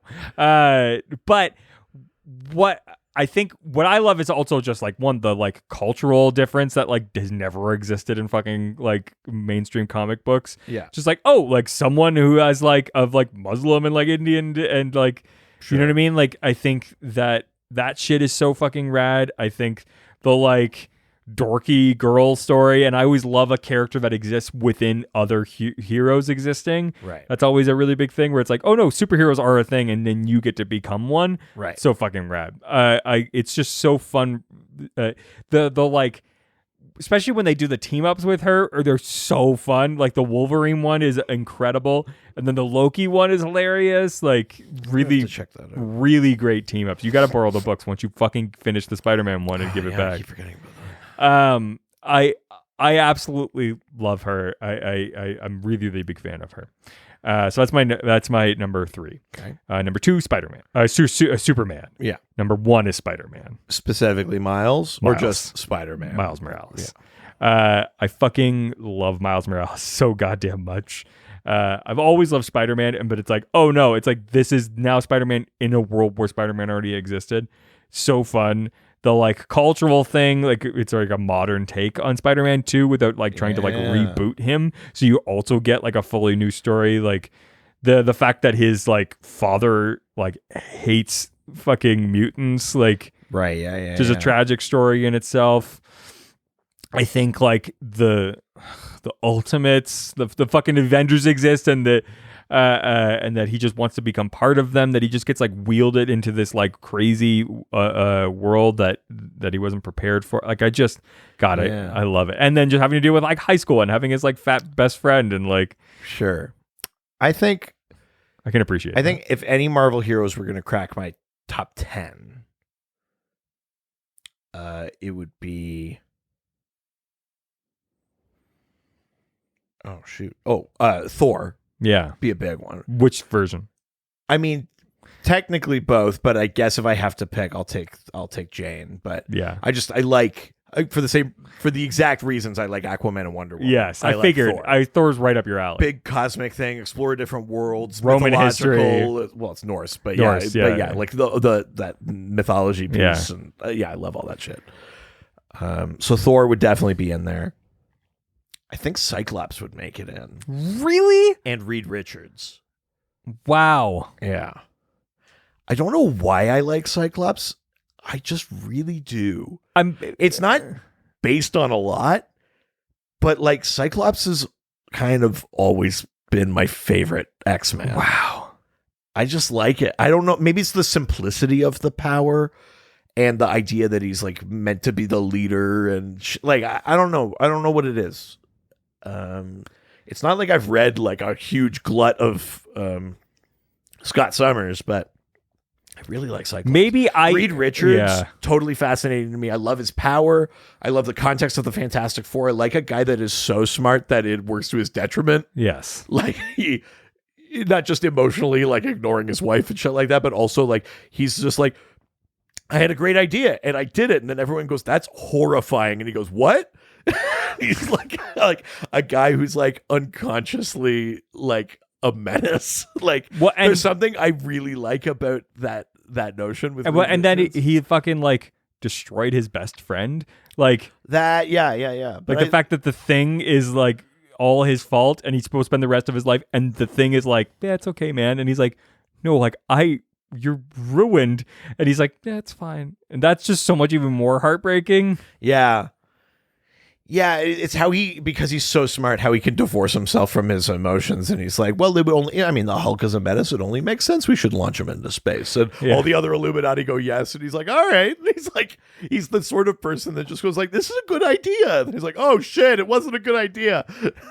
Yeah. Like, I like that about Reed I do like Richards. you both those fucking squares are your favorite. Mega square. Also, his name is Reed. Richards too. Oh my God. It was always meant to be. Oh my God. Taylor We're Soldier. Mr.'s fantastic. Yeah. Ladies. Jesus. Go that way. We're already taken. Yeah. We're looking at each other. Yeah. Yes. So those are the two that would fit into your list. Not Miles. I like Miles. You just haven't gotten enough of them. I just haven't gotten enough. I mean, I think objectively, Spider-Man of some variety would probably crack my top 10. But Yeah. The ones I think of first, though, are like Thor and Reed Richards and Cyclops. Did you finish that game? This is not me not liking Spider-Man. I like Spider-Man. Yeah. But like, I got a bit of a thing for Daredevil. I like Daredevil. I mean, I like the idea of that good character. Daredevil, yeah. I like Daredevil. Like, I can really get into that shit. Daredevil might knock Scott Summers out. Have you read that Bendis Daredevil? I have not. Oh, it's supposed to be like Bendis's best work. Really? Yeah. So if you like Daredevil and Bendis, then interesting. Yeah. All right. Well, there you go. Holy shit. I mean, yeah, we didn't even get to any other lists. No, this was good. This was relatively exhaustive. Yeah, I think we did a good job. Yeah. All right. Let us know how wrong you think we are, because I know you'll do that anyways. I don't give a shit what you think. Yeah, but write it down Such a heel. so it's out there. Let us know is any of them that you agreed with. Yeah. I'd be curious to see. We know you disagree with us, but which ones do you agree with? Yeah, let's frame it that way. We get it. You disagree. Yeah. We're so wrong. Ugh. Red Hood or whatever. I don't know. You had some defenders. Yeah, on that's that. true. It was the rest of my list, I think, that didn't agree with. Yeah. Whatever. I was just saying shit anyways. You weren't taking it seriously? Hmm? Adios. Ciao, ciao. Heroes, they always fight for what is right. Live with danger and adventure, they are men of might. This was a Brain Freeze podcast.